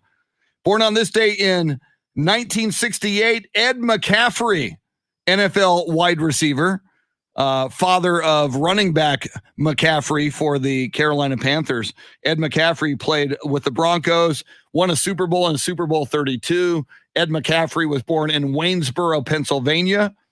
Born on this day in 1969, Christian Laettner, who everybody hated when he was back at Duke, would later play for the Atlanta Hawks, would win Olympic gold in 1992. Christian Laettner was born in Angola, New York. And finally, born this day in 1986, former Spur, now Utah Jazz player Rudy Gay. Rudy Gay, born on this day in 1986 in Brooklyn, New York. There you have it. Sports birthdays, sports history. And someday, this next segment will be announced by Jerry Jones, because no human being in the world of sports known to man or woman loves his salt more than Jerry Jones. We found that out. Thank you, Jerry. We found that out on Hard Knocks just 1 week ago tonight. God knows what he's going to put salt on tonight. But before we do that, it is time for the Salty Shakedown. We all knew Jerry Jones was a little off. We just now know what exactly it is that makes him a little off. All right. Mm-hmm. In world soccer news, Carly Lloyd announced her retirement yesterday. She will play in 4 upcoming friendlies with the U.S. Women's National Team, 2 in September, 2 in October, to be announced. But Chris, I mean, you'd think of top players for this U.S. Women's National Team. She has 2 World Cup titles, 2 Olympic gold medals, in which in those, both earning those gold medals, she scored the game-winning goals in both of those games in 2008 and 2012. Obviously, she just got a bronze medal in Tokyo. 2-time FIFA Player of the Year, 128 international goals, which makes her 4th on the list, 312 U.S. Women's National Team appearances, which puts her at 2nd on the list. And by the way, that 2015 World Cup, again, she's the one who scored a hat trick in 15 minutes. I mean, it was the most electric thing I think I've ever seen. And I just want to take this time to congratulate her, because she gets a lot of hate, and I'm not exactly sure why. I don't know. I've read her book, but as far as why people personally don't agree with her, I don't get it. Look at all she's done for this team and for this country, and making U.S. women's soccer so relevant, bringing the fight of equal pay to the forefront. She's been part of that. I think, and we kind of referenced her earlier, so we can get into it now. She was very good friends with Hope Solo. Mm-hmm. They were best buds when Hope was on the team. Hope, of course, her final game was with the U.S. women in 2016 when they lost in the Rio Olympics to Sweden, sending them home early. She made some comments that the upper brass did not agree with, and she has not been on the team since. And Hope Solo, as we know, she doesn't trend often these days, but she was trending yesterday. And I thought, okay, Carly Lloyd just retired, so maybe she's giving a farewell, talking about how badass she is, whatever. But no, Hope Solo is out here talking about Megan Rapinoe, and I guess saying she bullies other players into kneeling. Oh my God. I don't know how one can do that. But knowing Hope Solo's reputation of stirring a pot that didn't need to be stirred, sir, any thoughts on Hope Solo? I do believe she's a future Hall of Shamer. Yep, she's on the list for sure. She's on the list, and she will be voted upon by our listeners. Let it go. Hope Solo realizes she is no longer, I don't want to say she's no longer relevant, but she's certainly not nearly as relevant as she once was. Yeah. And Hope Solo must have been watching these Tokyo Olympic Games believing she should have been there, but she screwed up her own opportunity. So shut up for now, Hope Solo. We talk again later. This is a moment, and you're doing it, Shannon. Good on you to celebrate Carly Lloyd. Right. And I would suggest you look at her tenure. She's 39 years old now. You look at her tenure on this U.S. women's national soccer team, probably the best. We could add it all up, but her era, compare it to any other era of any other woman who played on that team, probably a better record for America's women's soccer team than anyone else. That's probably, among every other accolade for Carly Lloyd, they were probably never better than when she was on that team. And, she didn't make her first appearance till she was 23 years old, which is kind of considered old. In some universes that is, that you are leaving your prime at that point, and she continued to play for as long as she did, received as many caps as she did. I'll be sad to no longer see Captain Carly Lloyd on the field, because she always was like a solid, you felt good when she was on the field. You knew you'd be okay in the middle. But congratulations, Miss Carly Lloyd, on a fantastic career. Moving on, Chris, we all remember the NBA going to Disney World last year to finish out the NBA season. I will actually be staying at one of the hotels that they occupied while they were there. Whoa! But something before that, in August of 2019, before the shutdown happened, the NBA opened up the NBA experience inside Disney Springs, which is within Disney World. It's kind of like the shopping mall center. It was a place where you could go. You paid $34 for your ticket. And they had all of these interactive things. You could participate in like a miniature combine. You could play arcade games. They had a mini court where, it felt like you were playing on the real deal with all the sounds and lights and actions. Lots of photoshops with trophies, pretending you're the MVP or pretending you're an NBA champ, as well as many other experiences like a museum, and then a draft day experience where you can take a picture with Mr. Adam Silver, who drafts you. Not live, but, sort of in person, with his mannequin there. And it was a huge event when they opened it in August. Adam Silver was there. It was hosted by Rachel Nichols, Dwayne Wade, Kareem Abdul-Jabbar, along with many current players were there. Mickey and Minnie were there. It was a huge deal. It actually took over a space that was, I think it was called Disney Quest, which was another interactive experience that fans really loved. So it got tons of rave reviews. Then comes the pandemic in March of 2020, and it shuts down along with everything else. It has yet to open. And yesterday, Chris, it was announced that it will not reopen. It is officially closed for forever. They did not announce what will replace it, but it lasted 7 months. And it says that, this closure isn't going to change Disney and the NBA's relationship or have any effect on the Orlando Magic or anything. It's just they decided not to reopen it. I'm curious as to A, why? And B, do you not think people were loving this experience? It seems like maybe a one-time thing, right? Yeah. Versus Disney, you can go back over and over again. So I don't know if maybe they thought, okay, people are coming once and never going again. But, I'm making the trek in September. That would have been something that I would have enjoyed. Yeah. That's crazy. Me.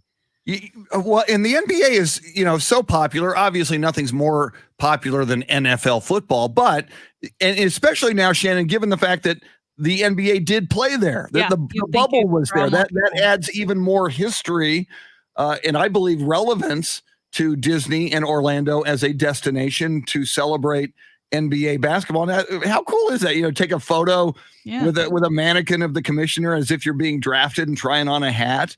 It just sounds like a fun thing. I wonder, and it's the question you pose, and I have no idea why they chose to shut it down. That's a little crazy. At Universal, they kind of have a downtown area, and they have an NBA like restaurant, which is very sports bar. And then they have, basketballs with handprints of NBA players. So you can see just how large they are. But this was like a full on experience. And the NBA they do a lot of things really well. And so this is kind of a weird, I don't want to call it a failure, because I don't know how much of it relied on the pandemic of it ultimately not reopening, but it is just weird that the NBA, given they were just there in 2020 to finish out the season, that this was still a relatively new experience, that they have decided to not reopen it. So if you had plans to go to Disney Springs and go to the NBA experience, change your plans, because it's not going to be reopening. All right, finally today, Chris, this is bothering me and I just need to get it off my chest.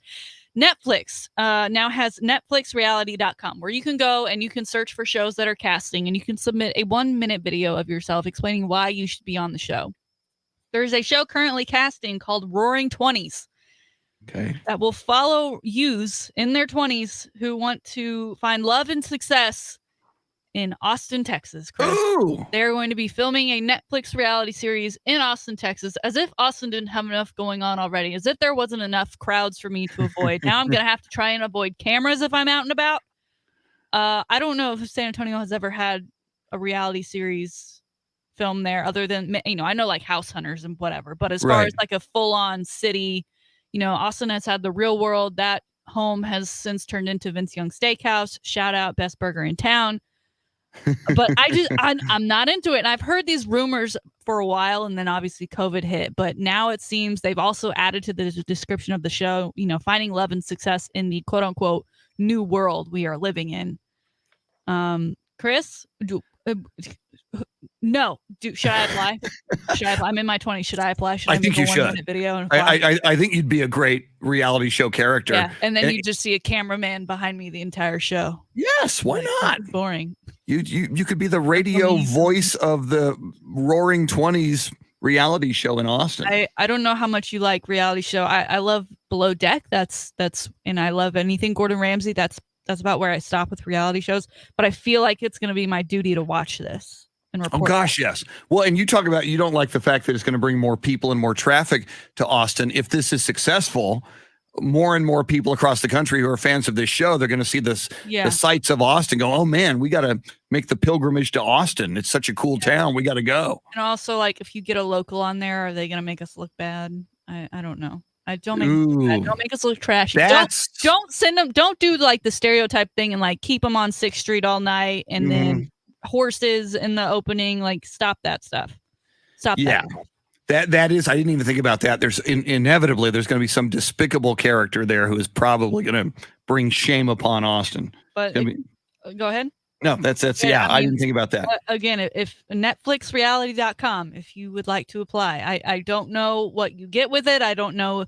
It just says you have to be a U.S. resident, Canada resident, or from the U.K. or Ireland. So you should apply because you're indifferent. The fact that you're indifferent about it, you might get, if you really, I want this, you might not get it. The fact that it's like, yeah, whatever. If I get it, I get it. Then you'd probably get it. I think your odds increase by being indifferent about getting it. It's 1 minute. You're a big video. You're a big social media TikTok person. I say you do it. Apply. See what happens. Well, I think I'd have to live in a house with 8 other people. And I don't want to do that. I very much enjoy living in my house alone with my dog. But you'd be a reality star. And it'd be good for us too. It'd be good for the radio show. Do it for the radio show. Okay.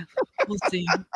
Become a big reality star for the radio. Then you'll go, sorry. I don't work here anymore. I've got all kinds of other offers now. I don't think so. Yeah. Got my NIL stuff going on. Exactly. Wow. Today's Salty Shakedown. Another spectacular salty shakedown. Very, very. Jerry Jones would be proud of the saltiness. He would be pouring salt all over his breakfast muffin, which I'm sure he already is. Don't forget. Okay, Jerry, thank you. Tonight, don't forget Hard Knocks drops at 9:00. And will I be disciplined enough to go to sleep on time and then watch it in the morning? Probably not. I'll probably stay up for it. I can't miss my Hard Knocks. Coming up, love talking Texas Longhorn football and all Longhorn sports with Taylor Estes from Horns 24/7, where she's the managing editor. She is next. Andy Everett also in the 8:00 hour. Don't go anywhere. It's going to be a blast. You're listening to the Chris Duel Show. Yeah, Aaron Hernandez. He'd have to be like because he's died, but you can still obviously get into the Hall of Shame if you've died. But we'll have a special banquet where his family can come and get the award. Jason says Texicanas on Bravo was shot here, kind of like Real Housewives. Jason, I didn't see that. I'll also have to go see if that's available on demand somewhere. John Williams, don't be cynical, man. And Scott, the biggest mistake Big Brother ever made was not booking Scott Manziera on that show. Scott Manziera would have rocked Big Brother. I don't like that attitude, John Williams. That's like people saying, oh, let's not try to get a pro football team in San Antonio because it's never happened. Jerry Jones will never allow it. They just use us as leverage to go to another city. Well, yeah, if we think like that, John, then it becomes a self-fulfilling prophecy. That's why I said she should do it, just because she is not that attached to the outcome. Take a shot. In the words of Kinky Friedman, why the hell not? I still got to get Kinky Friedman on the show. He used to be on the show with me all the time on Radio Free Kinky on another radio station.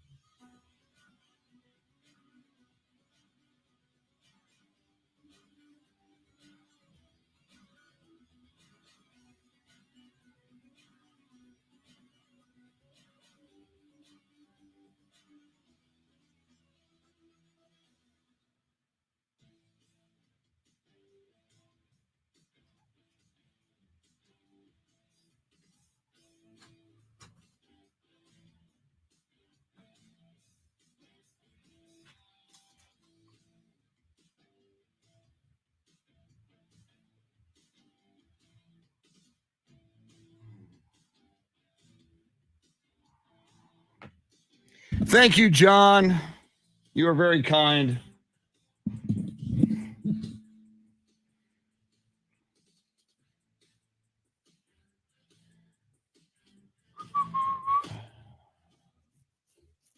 Warren says Texas is ranked top 25 based on Bijan Robinson and an okay defense, new wide receivers, new quarterback, new coach, new system. Texas is my team, but I'm also a realist. Top 25 is pushing it. Wow. Anthony, I haven't heard anything specific on Cleto. It's a good question. I should probably go back. He's home. We know that. Well, and what's really sad about, Cleto went through the COVID thing, and then like a week and a half later, maybe two, with either his mother-in-law or his father-in-law, and the coffee's not helping me access it at the moment. Either his wife's father or mother passed away. So it's been a rough summer for Cleto and his family. But I haven't checked in a while, and I need to. And so I would think, there's that GoFundMe account that April and Sierra started. So maybe there's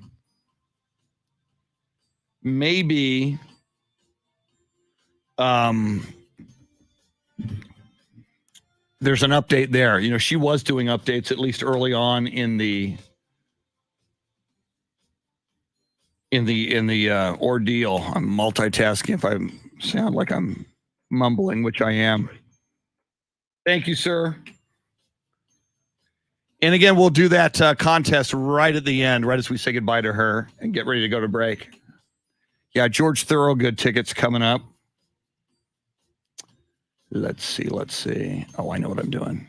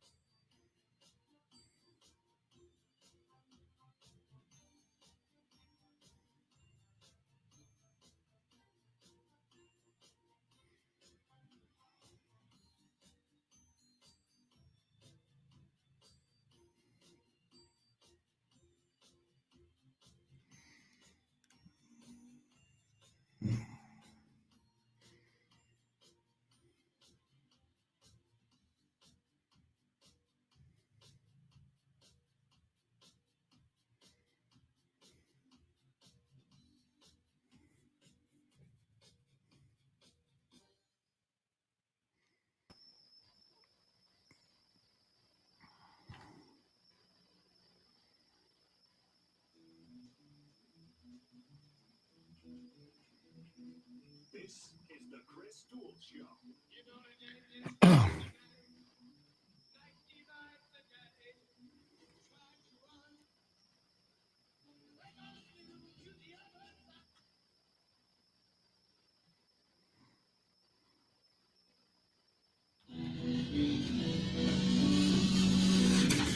Now, Chris Duel. It is a Taco Tuesday. We've been reminding you, not only is it Taco Tuesday, it is a Hard Knocks Tuesday. Later tonight, I believe at 9:00, Hard Knocks training camp with the Dallas Cowboys will drop episode number 2 on HBO, HBO Max, and all the different HBO portals. 9:00 tonight. Get your Dallas Cowboys fix. We love getting our Texas Longhorns fix. Can't get enough of it. And nobody better to talk Texas Longhorns football than Taylor Estes. She is the managing editor at Horns 24/7. Taylor, welcome back. How are you doing this morning? I'm doing great, Chris. How about you? We're doing well. And, we're reacting, as I'm sure you had a reaction to the AP preseason poll that dropped yesterday. Last week it was the coaches poll that had Texas at number 19. AP poll comes out yesterday. They've got Texas at number 21. It's in my mind, Taylor, they feel like a top 15 team. I think, Shannon thinks 20, she's okay with number 21. How much do you put into a preseason poll? How much does it pique your interest? And how do you feel about the Longhorns being at number 21?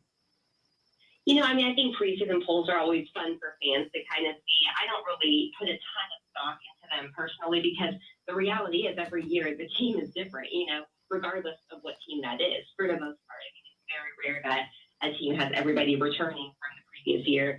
I think 21 is probably fair for Texas. It seems like pretty much every type of poll. I know the coaches poll had them at 19, and then some other media polls, kind of had them around the 19 to 21 area type of ranking. I think that's fair at this point. I wouldn't put them probably any higher than 20, if I were an AP poll voter, just because I think that Texas has a lot to prove, and it starts with the quarterback, and I think if Texas had an established quarterback right now, you'd probably see them a little bit higher in the rankings because a lot of people put a lot of stock into Texas, especially in preseason. Now, I don't know if that's worked out very well for those people that do put a lot of stock in Texas over the last decade, but, I think that until the quarterback battle starts to really shape up, I wouldn't, I think that a 20 ranking around that area is probably fair. Taylor, we're less than 3 weeks away from the first game at DKR against Louisiana. And, we saw Dan Campbell, he has predicted that Texas will actually lose that game. And now we've got the AP poll with Texas at number 21 and Louisiana at number 23. Do you think that's maybe a little bit of a wake-up call to Texas fans who, consider these first few games sometimes during the season to be a cakewalk or an automatic win? But this should be a challenge for them, no? Yeah, it definitely should be.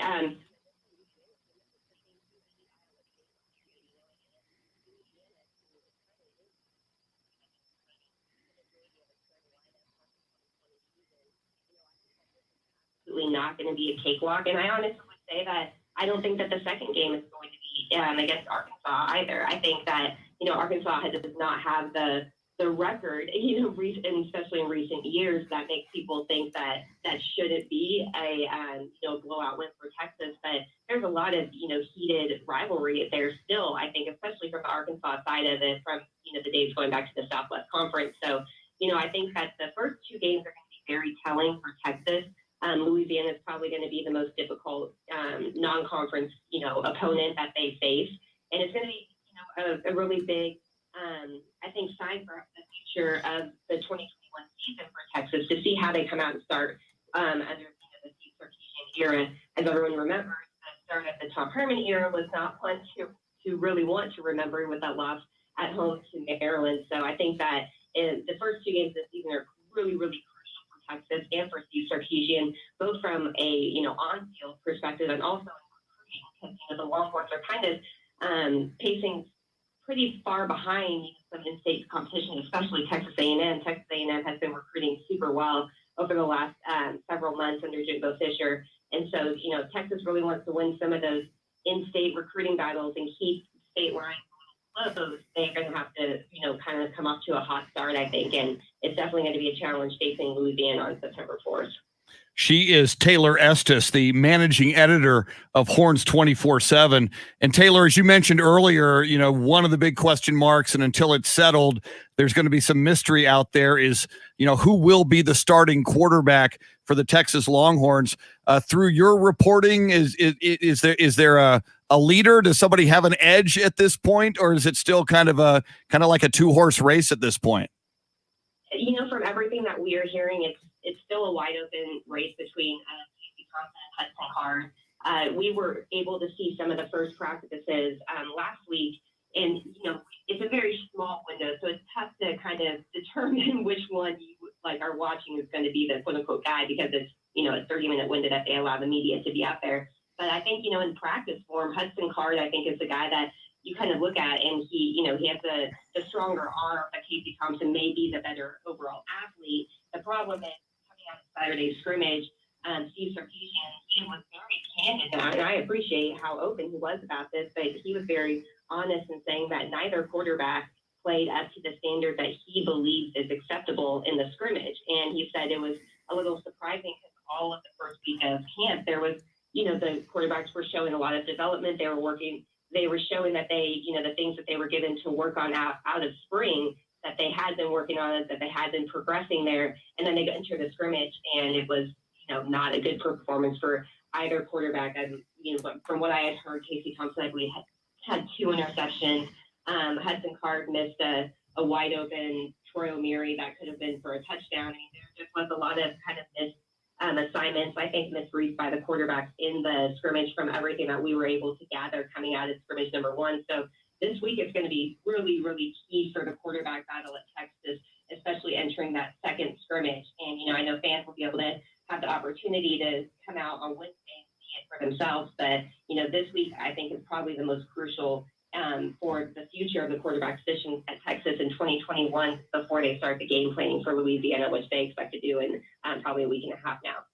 I think Texans fans can appreciate the transparency they're getting from Sark, because it wasn't something we always got during that last regime. And you mentioned how, he was upfront about that quarterback play during Saturday's scrimmage, but he did also highlight a couple of positions, most notably on defense and the secondary. Can you speak to that and those groups that he did highlight as really standing out during this fall camp?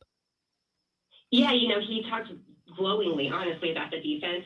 And to give, one thing to consider, the defense definitely was the better of the, in the scrimmage against the offense. But one thing Clark did say is you almost expect that this early in preseason training camp. So it wasn't a huge surprise. I think the biggest surprise, as I said, was, the quarterback just not really taking what they learned in practice or showed in practice into that scrimmage. But yeah, the defensive line, has been one of probably the highlights of this defense. And it's kind of funny because that was an area that I think a lot of people had concern, especially, the edge position after losing Joseph Osai from last year's team. But, the defensive front is probably one of the strongest positions.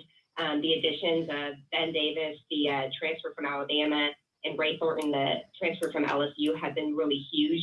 And, I think that the way that the defense currently is performing has been impressive from what we've heard, and even more impressive, I think, than what the coaches expected them to be so early on. So, the defensive front at 7 is probably going to be a strength for Texas. And it's kind of weird to say that because the other part is the linebacker position. That was kind of up in the air, but from everything that we've heard, that, there hasn't really been a substantial fall off at linebacker after Texas lost the linebacker Juwan Mitchell to the transfer portal when he transferred to Tennessee. So if you're a Texas fan and you're, looking at any of the notes that we're putting out there coming out of practice, I think that seeing that the improvement appears at least this early on defense is really key. And, a good defense helps a struggling offense, so I think that's a good sign for Texas. We're talking Longhorns football with Taylor Estes of Horns 24/7. And Taylor, you're talking about Coach Steve Sarkisian and his transparency, talking about the quarterbacks and talking about his football team. I know it's a small sample size compared to the time that Tom Herman was here, but from your perspective as a media member, as someone who covers this Longhorns athletic program, 24/7 for Horns 24/7, what has the experience been like covering Coach Steve Sarkisian and this coaching regime compared to that of Tom Herman? I think it's gone as well as it possibly could, all things considered. The change at head coach came as a surprise to a lot of people just because, Texas was coming off of a 7-3 record or whatever it was last year. So I think that it was a bit of a surprise, but I think it's been a really pleasant surprise. And one thing I really do appreciate with Steve Sarkisian, he's very, very, very different from everything that we have seen than what Tom Herman was. Tom Herman was such this strong type of culture guy, but he almost was shoving it down players' throats. And what I appreciate Steve Sarkisian has openly talked about is, culture is something that has to be developed naturally, and you can't just force it. And I think that was a problem with Tom Herman when he took over at Texas, because he tried to force his culture. And a lot of the guys, they were Charlie Strong players, and they're looking out of the corner of their eye like, who is this guy that's talking to us this way, disrespecting us and openly, coming after players and stuff like that. And that's not really what we're hearing about Steve Sarkisian at all. And, you can't hear that sometimes with any new coaching change. It's going to change is something that you have to kind of through. It's not something that you just, flip a switch and think that everything's going to be fine and dandy. But I think that the biggest positive thing I've seen from Steve Sarkisian is definitely that he just seems that he gets it. He's worked under Nick Saban for 4 seasons. He worked under there. And Nick Saban's obviously, the best college football coach probably in the history of the sport. And so I think he took a lot of the positive things that he learned from him, and also Carruth going back to his USC days. And that the thing is that he's kind of doing it on his own terms, though. And it's not like a Tom Herman when he came in, he tried to be Urban Meyer part 2, and he's not Urban Meyer, and so it's not like Steve Sarkisian came in and was trying to be Nick Saban part 2.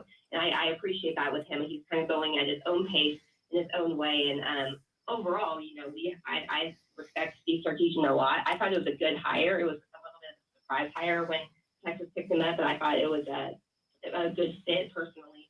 Now we'll see if that changes after the first loss of the season. There's going to be something that we haven't seen from him, but overall, I really respect him, just his realness and really kind of being true to himself and not trying to be somebody else as a coach, especially coming from a mentor like a Nick Saban. I think it would be really easy for a coach to try to basically copy everything that Nick Saban does, and he's not really trying to do that. And I respect that approach. Taylor, I can't recall or don't remember, not even sure if it's ever happened before, but an open practice available to the fans at DKR this close to the season. We're going to get one on Wednesday. For fans that do plan to attend this event, do you expect it to be like an orange and white game? Do you expect us to get a lot of vanilla? Is it going to be practices? Or are we going to see scrimmaging? What do you expect out of this on Wednesday? That's a great question, because you're right. This hasn't happened. I remember, I think Charlie Strong had one open practice to fans like his first year or something. I don't recall if Tom Herman ever did that or not. If he did, it was maybe once. But, I would be probably surprised if you see a ton of new things. I think that this is more just so fans can see the team kind of shaping up. But I would imagine it will probably be like maybe similar to a spring game, like a little bit of a glorified scrimmage on display. But yeah, I would not go in there thinking that you're going to come out with like any type of Louisiana game plan that Texas is going to be working on or anything along those lines. Taylor, we've had several days now to digest the bombshell story of the summer in college football, in addition to name, image, and likeness, of course, Texas and OU going to the SEC. And, currently the official plan is 2025, but, there's talk that could happen sooner. As you've had time to digest this, as you've had time to report on this, what is your sense now on when you think it's going to happen? Will it be 2025? Will it be a year earlier? And how, if they wanted to fast track this, how fast could they fast track going into the SEC?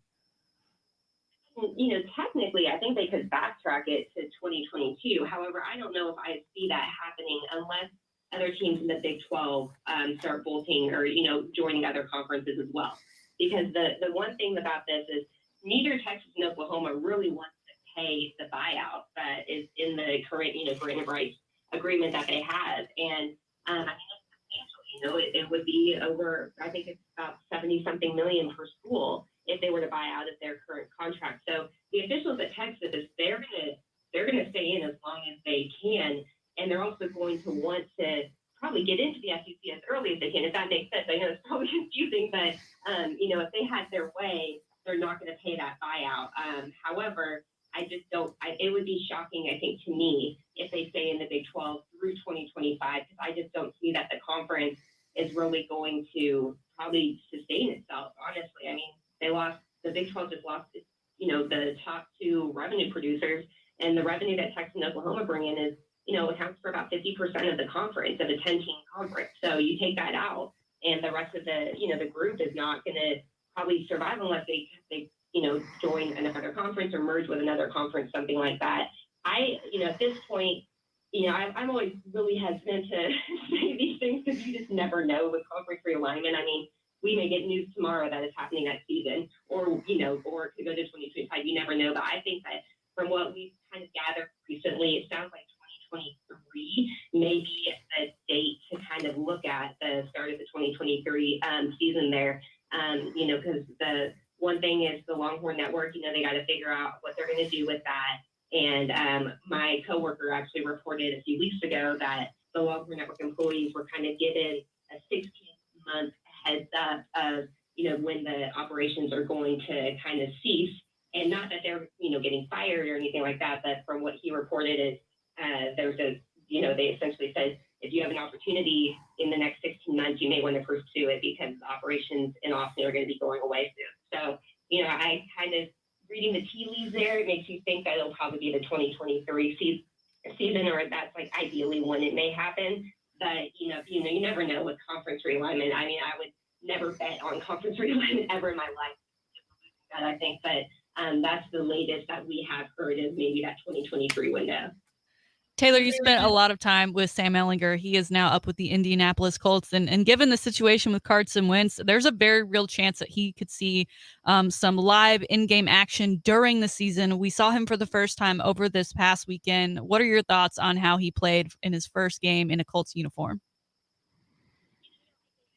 Yeah, you're right. I have covered Sam Ehlinger dating back to when he was in high school. I've known his family for a while. And, I think he's one of those players for me, Shannon, that I will always root for, just because he's such a good kid. He just does everything right, and he's such a hard worker. And I love the underdog mentality. I will always root for underdogs, especially when they start to shine.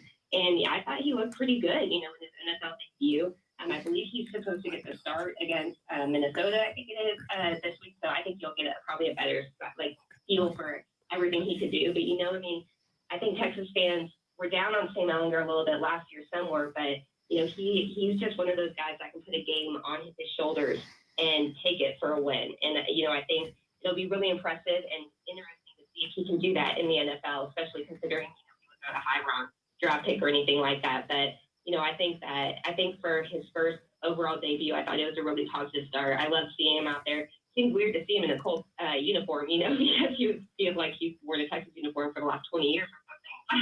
I thought he was really impressive, and I think that it'll be interesting to see kind of how he develops with that quarterback battle going on there in Indianapolis.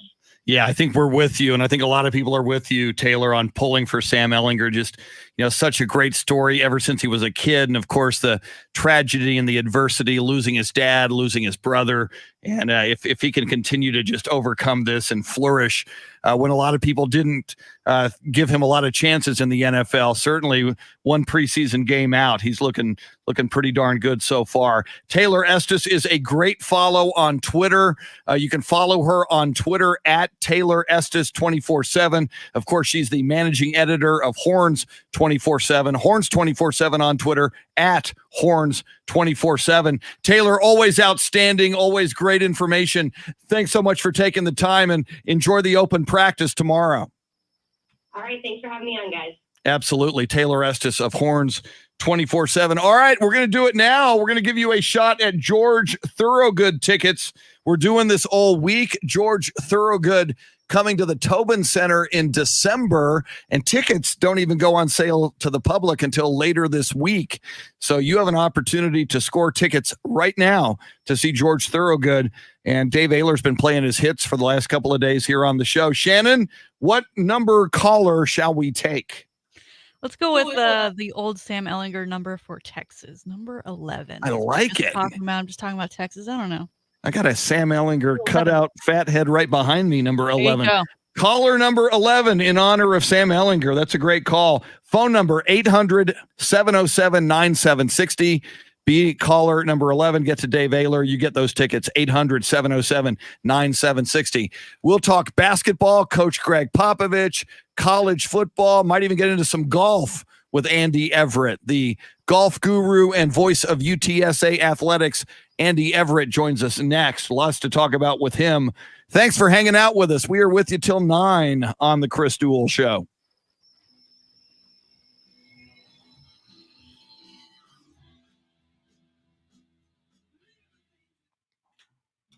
Woo!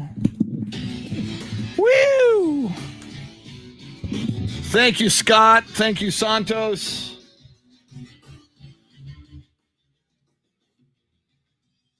Sorry, Warren, I just saw that. I didn't get a chance to read your comment to her. I try to do that when I can. So my apologies that I didn't see that in time.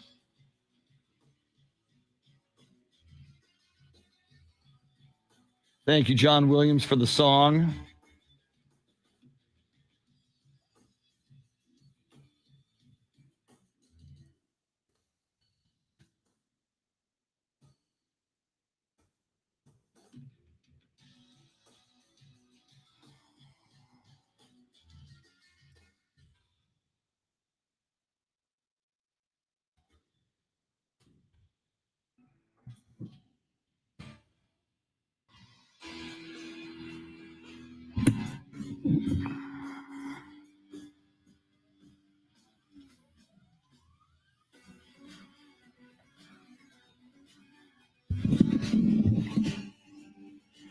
So I'm not going to have time. I'm thanking Santos right now.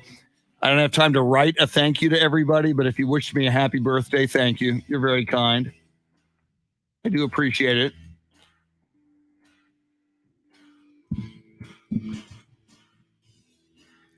I am real weird about birthdays.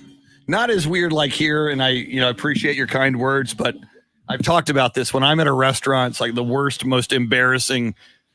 My wife and my family know, please don't ever do it to me. Have the wait staff come over and sing happy birthday. I think it's embarrassing, and having worked in restaurants and been a waiter singing it over the years, I realize the wait staff, they're very busy. They've got other customers they need to worry about, and they're called over to sing this. So I never liked it, never felt comfortable about it. So, all right, do I have enough tea to get me through? I think I do. I've got tea and coffee. I'm double guzzling.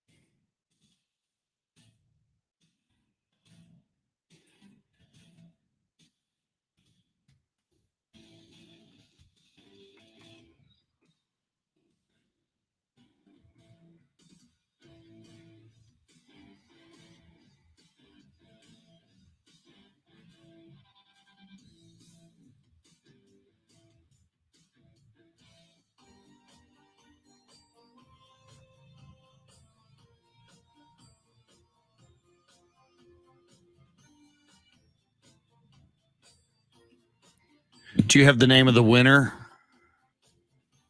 And what music are you playing coming back? Okay, cool. Thanks.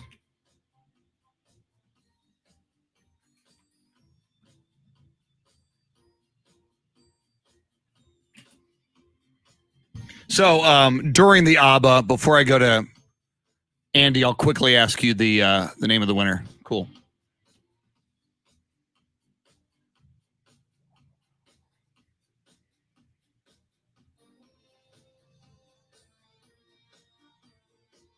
And I'll probably do pop first with him. That pop audio. Thanks. Yeah, Christopher, we talked about that yesterday. Just crazy. Just knuckleheads, drunk. He hasn't called in yet. You don't have his number. I'm going to private message it to you.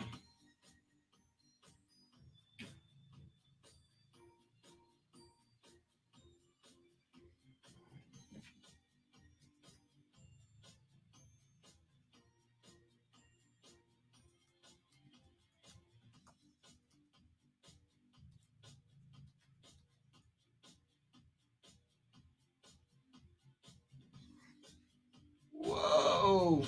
I just assumed that he had Andy's phone number. Here we go. Give me the number.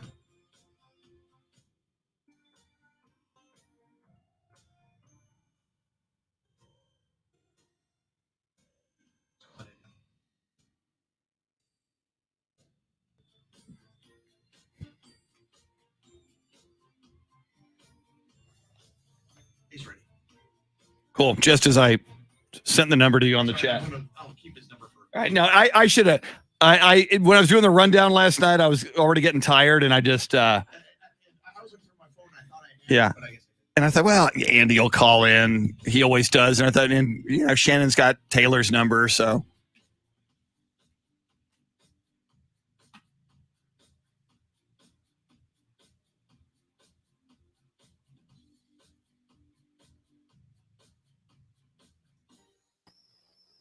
Yeah, Christopher, the reverse angle, there's a great angle on the lady throwing the beer. Here we go.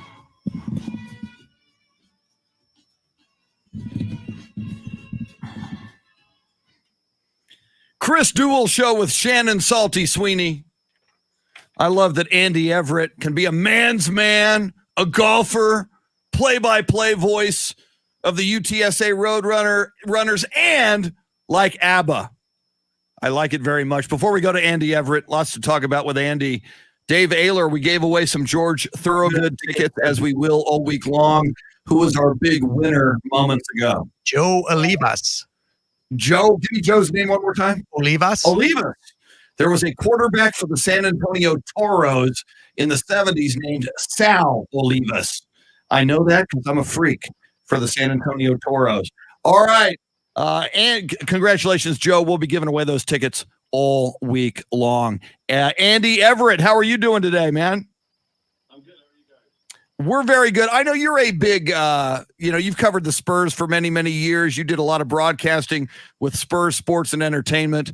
A video emerged yesterday of Greg Popovich speaking to the team in the locker room after Team USA won the gold medal in Tokyo. And by the looks of the video, it was kind of distant. It didn't look like Greg Popovich knew the moment was being videoed. We're going to play just a few seconds of that audio here right now. Here's Coach Greg Pop after Team USA won the gold medal in Tokyo. So proud to be part of this. It's like the best feeling I've ever had in basketball. And I would just like to say to all those people out there, how the you like us now? I told Shannon, Andy, I'm not a big fan of the F-bomb, but I think Pop was justified in how the blank you like us now. But he did say at the outset, this was the greatest feeling he had in basketball.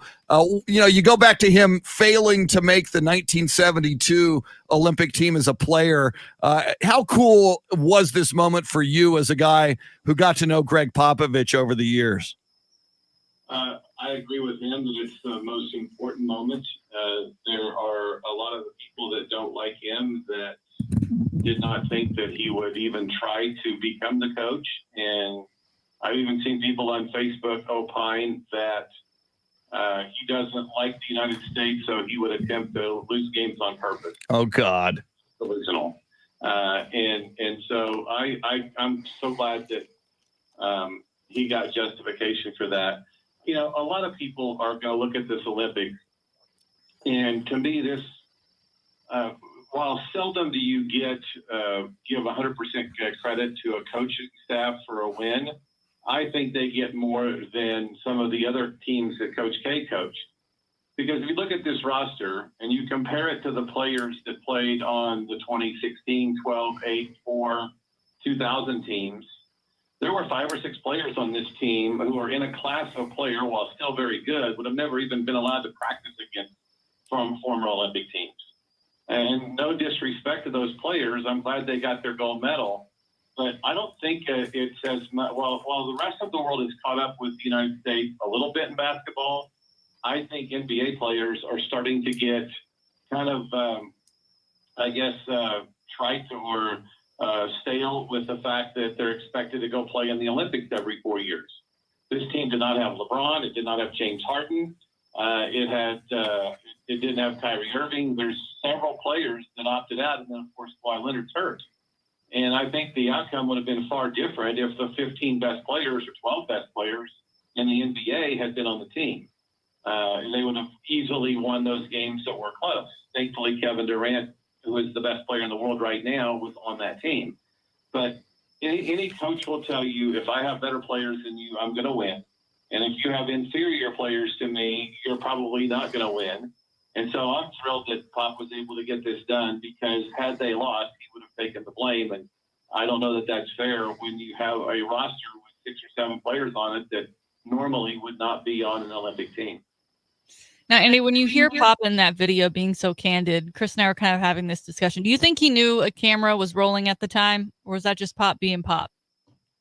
I don't think he cared if there was or wasn't. I'm sure if now that it's out, he probably doesn't even care who it was that videoed it, and probably won't even go check to find out who the person was. But that's, a lot of times people ask, why does the media not get to go to practice, or why do they keep their distance from people with phones and cameras? And that's the reason. It's something that is meant for your team. It's something that's meant to be around your team. And coaches do all kinds of things to kind of get those guys on their side and indoctrinate them to, liking them and wanting to play hard for them. And I guarantee you there's hundreds of things he probably said on all of these practices leading up to the gold medal game that were similar, that fired up the team or made those players see him more as a person than just their temporary basketball coach for a few weeks. And so, I could go back into the 90s when the team had its issues with Dennis Rodman. Every time a coach, if you've never been around sports, coaches yell at players, and coaches cuss out players from time to time and challenge them in many different ways verbally. It's just part of basketball and has been for 100 years. And those who are never around it take umbrage with it, while those that are around it know that that's just a coach being a coach. So whether you like it or not, that's the way that coaches operate, or usually have operated. And some aren't necessarily as demonstrative, but at some time they're going to go off on a player when they don't think that player is doing what they should do, and typically that motivates that player into playing better. He's Andy Everett, the voice of UTSA athletics. And Andy, let's shift gears into football now. The AP Top 25 poll came out yesterday.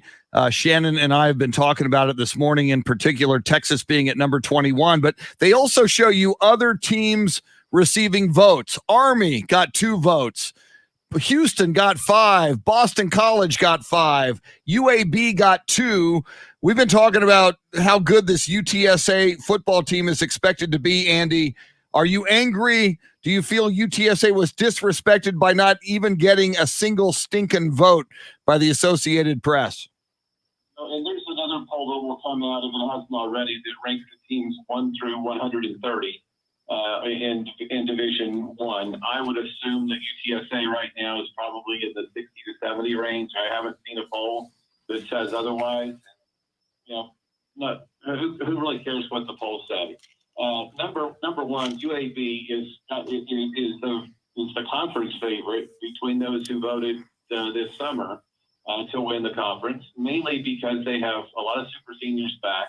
They've won before, and they've got a terrific coaching staff, and they've created a nice little program since the resurrection of their team in 2017. So they are the team to beat.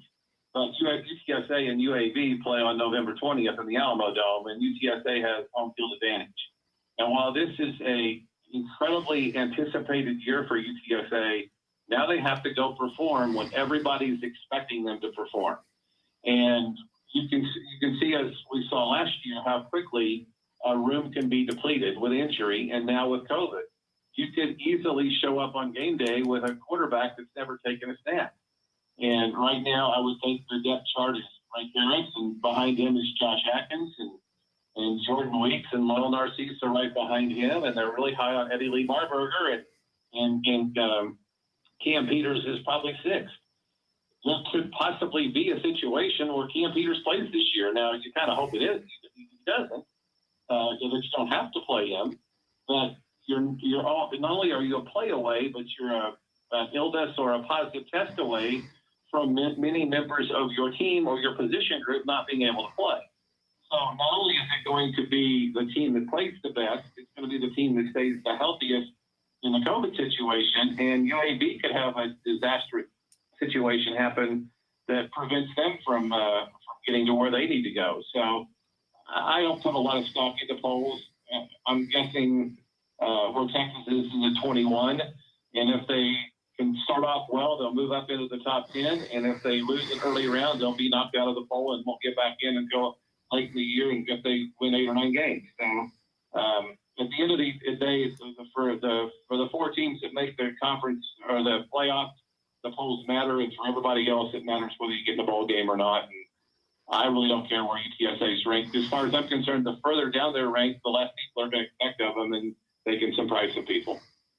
Andy, a tradition that started last year with Jeff Traylor was this earning of numbers 0 through 9, and apparently there's been some confusion with that, I guess, with other guys wearing different numbers for the time being. Can you speak to that a little bit? Yeah, and Matt Rule did this at Baylor. He would do it in the NFL if the NFL would allow it, but they don't. But other than offensive linemen, the numbers 0 through 9 have to be earned by the players voting on your team. And so anybody that's been to practice or has seen an interview with a player in a jersey right now, 0 through 9 are in the closet. And those will be awarded sometime between now and the first week of practice when they put out their first official 2-deep chart. Last year, Rashad Wisdom and Frank Harris got the 0 number. Jalen Haynes, the defensive tackle, wore number 1, I believe. Sincere McCormick wore number 3. It kind of goes on and on down the road like that. And so it's one of those things where he wants the leaders of the team to wear them. He wants the players to play the hardest. And the team votes for that, and the coaches vote for that. And they also, if there's a senior out there that is never going to have another chance, and it's kind of between one or the other, they'll lean towards the senior. But that's what he does. And then everybody else gets the numbers that are left over. And I think it's a great deal. And he tells the 3 most important numbers are the 2, 1, and the 0.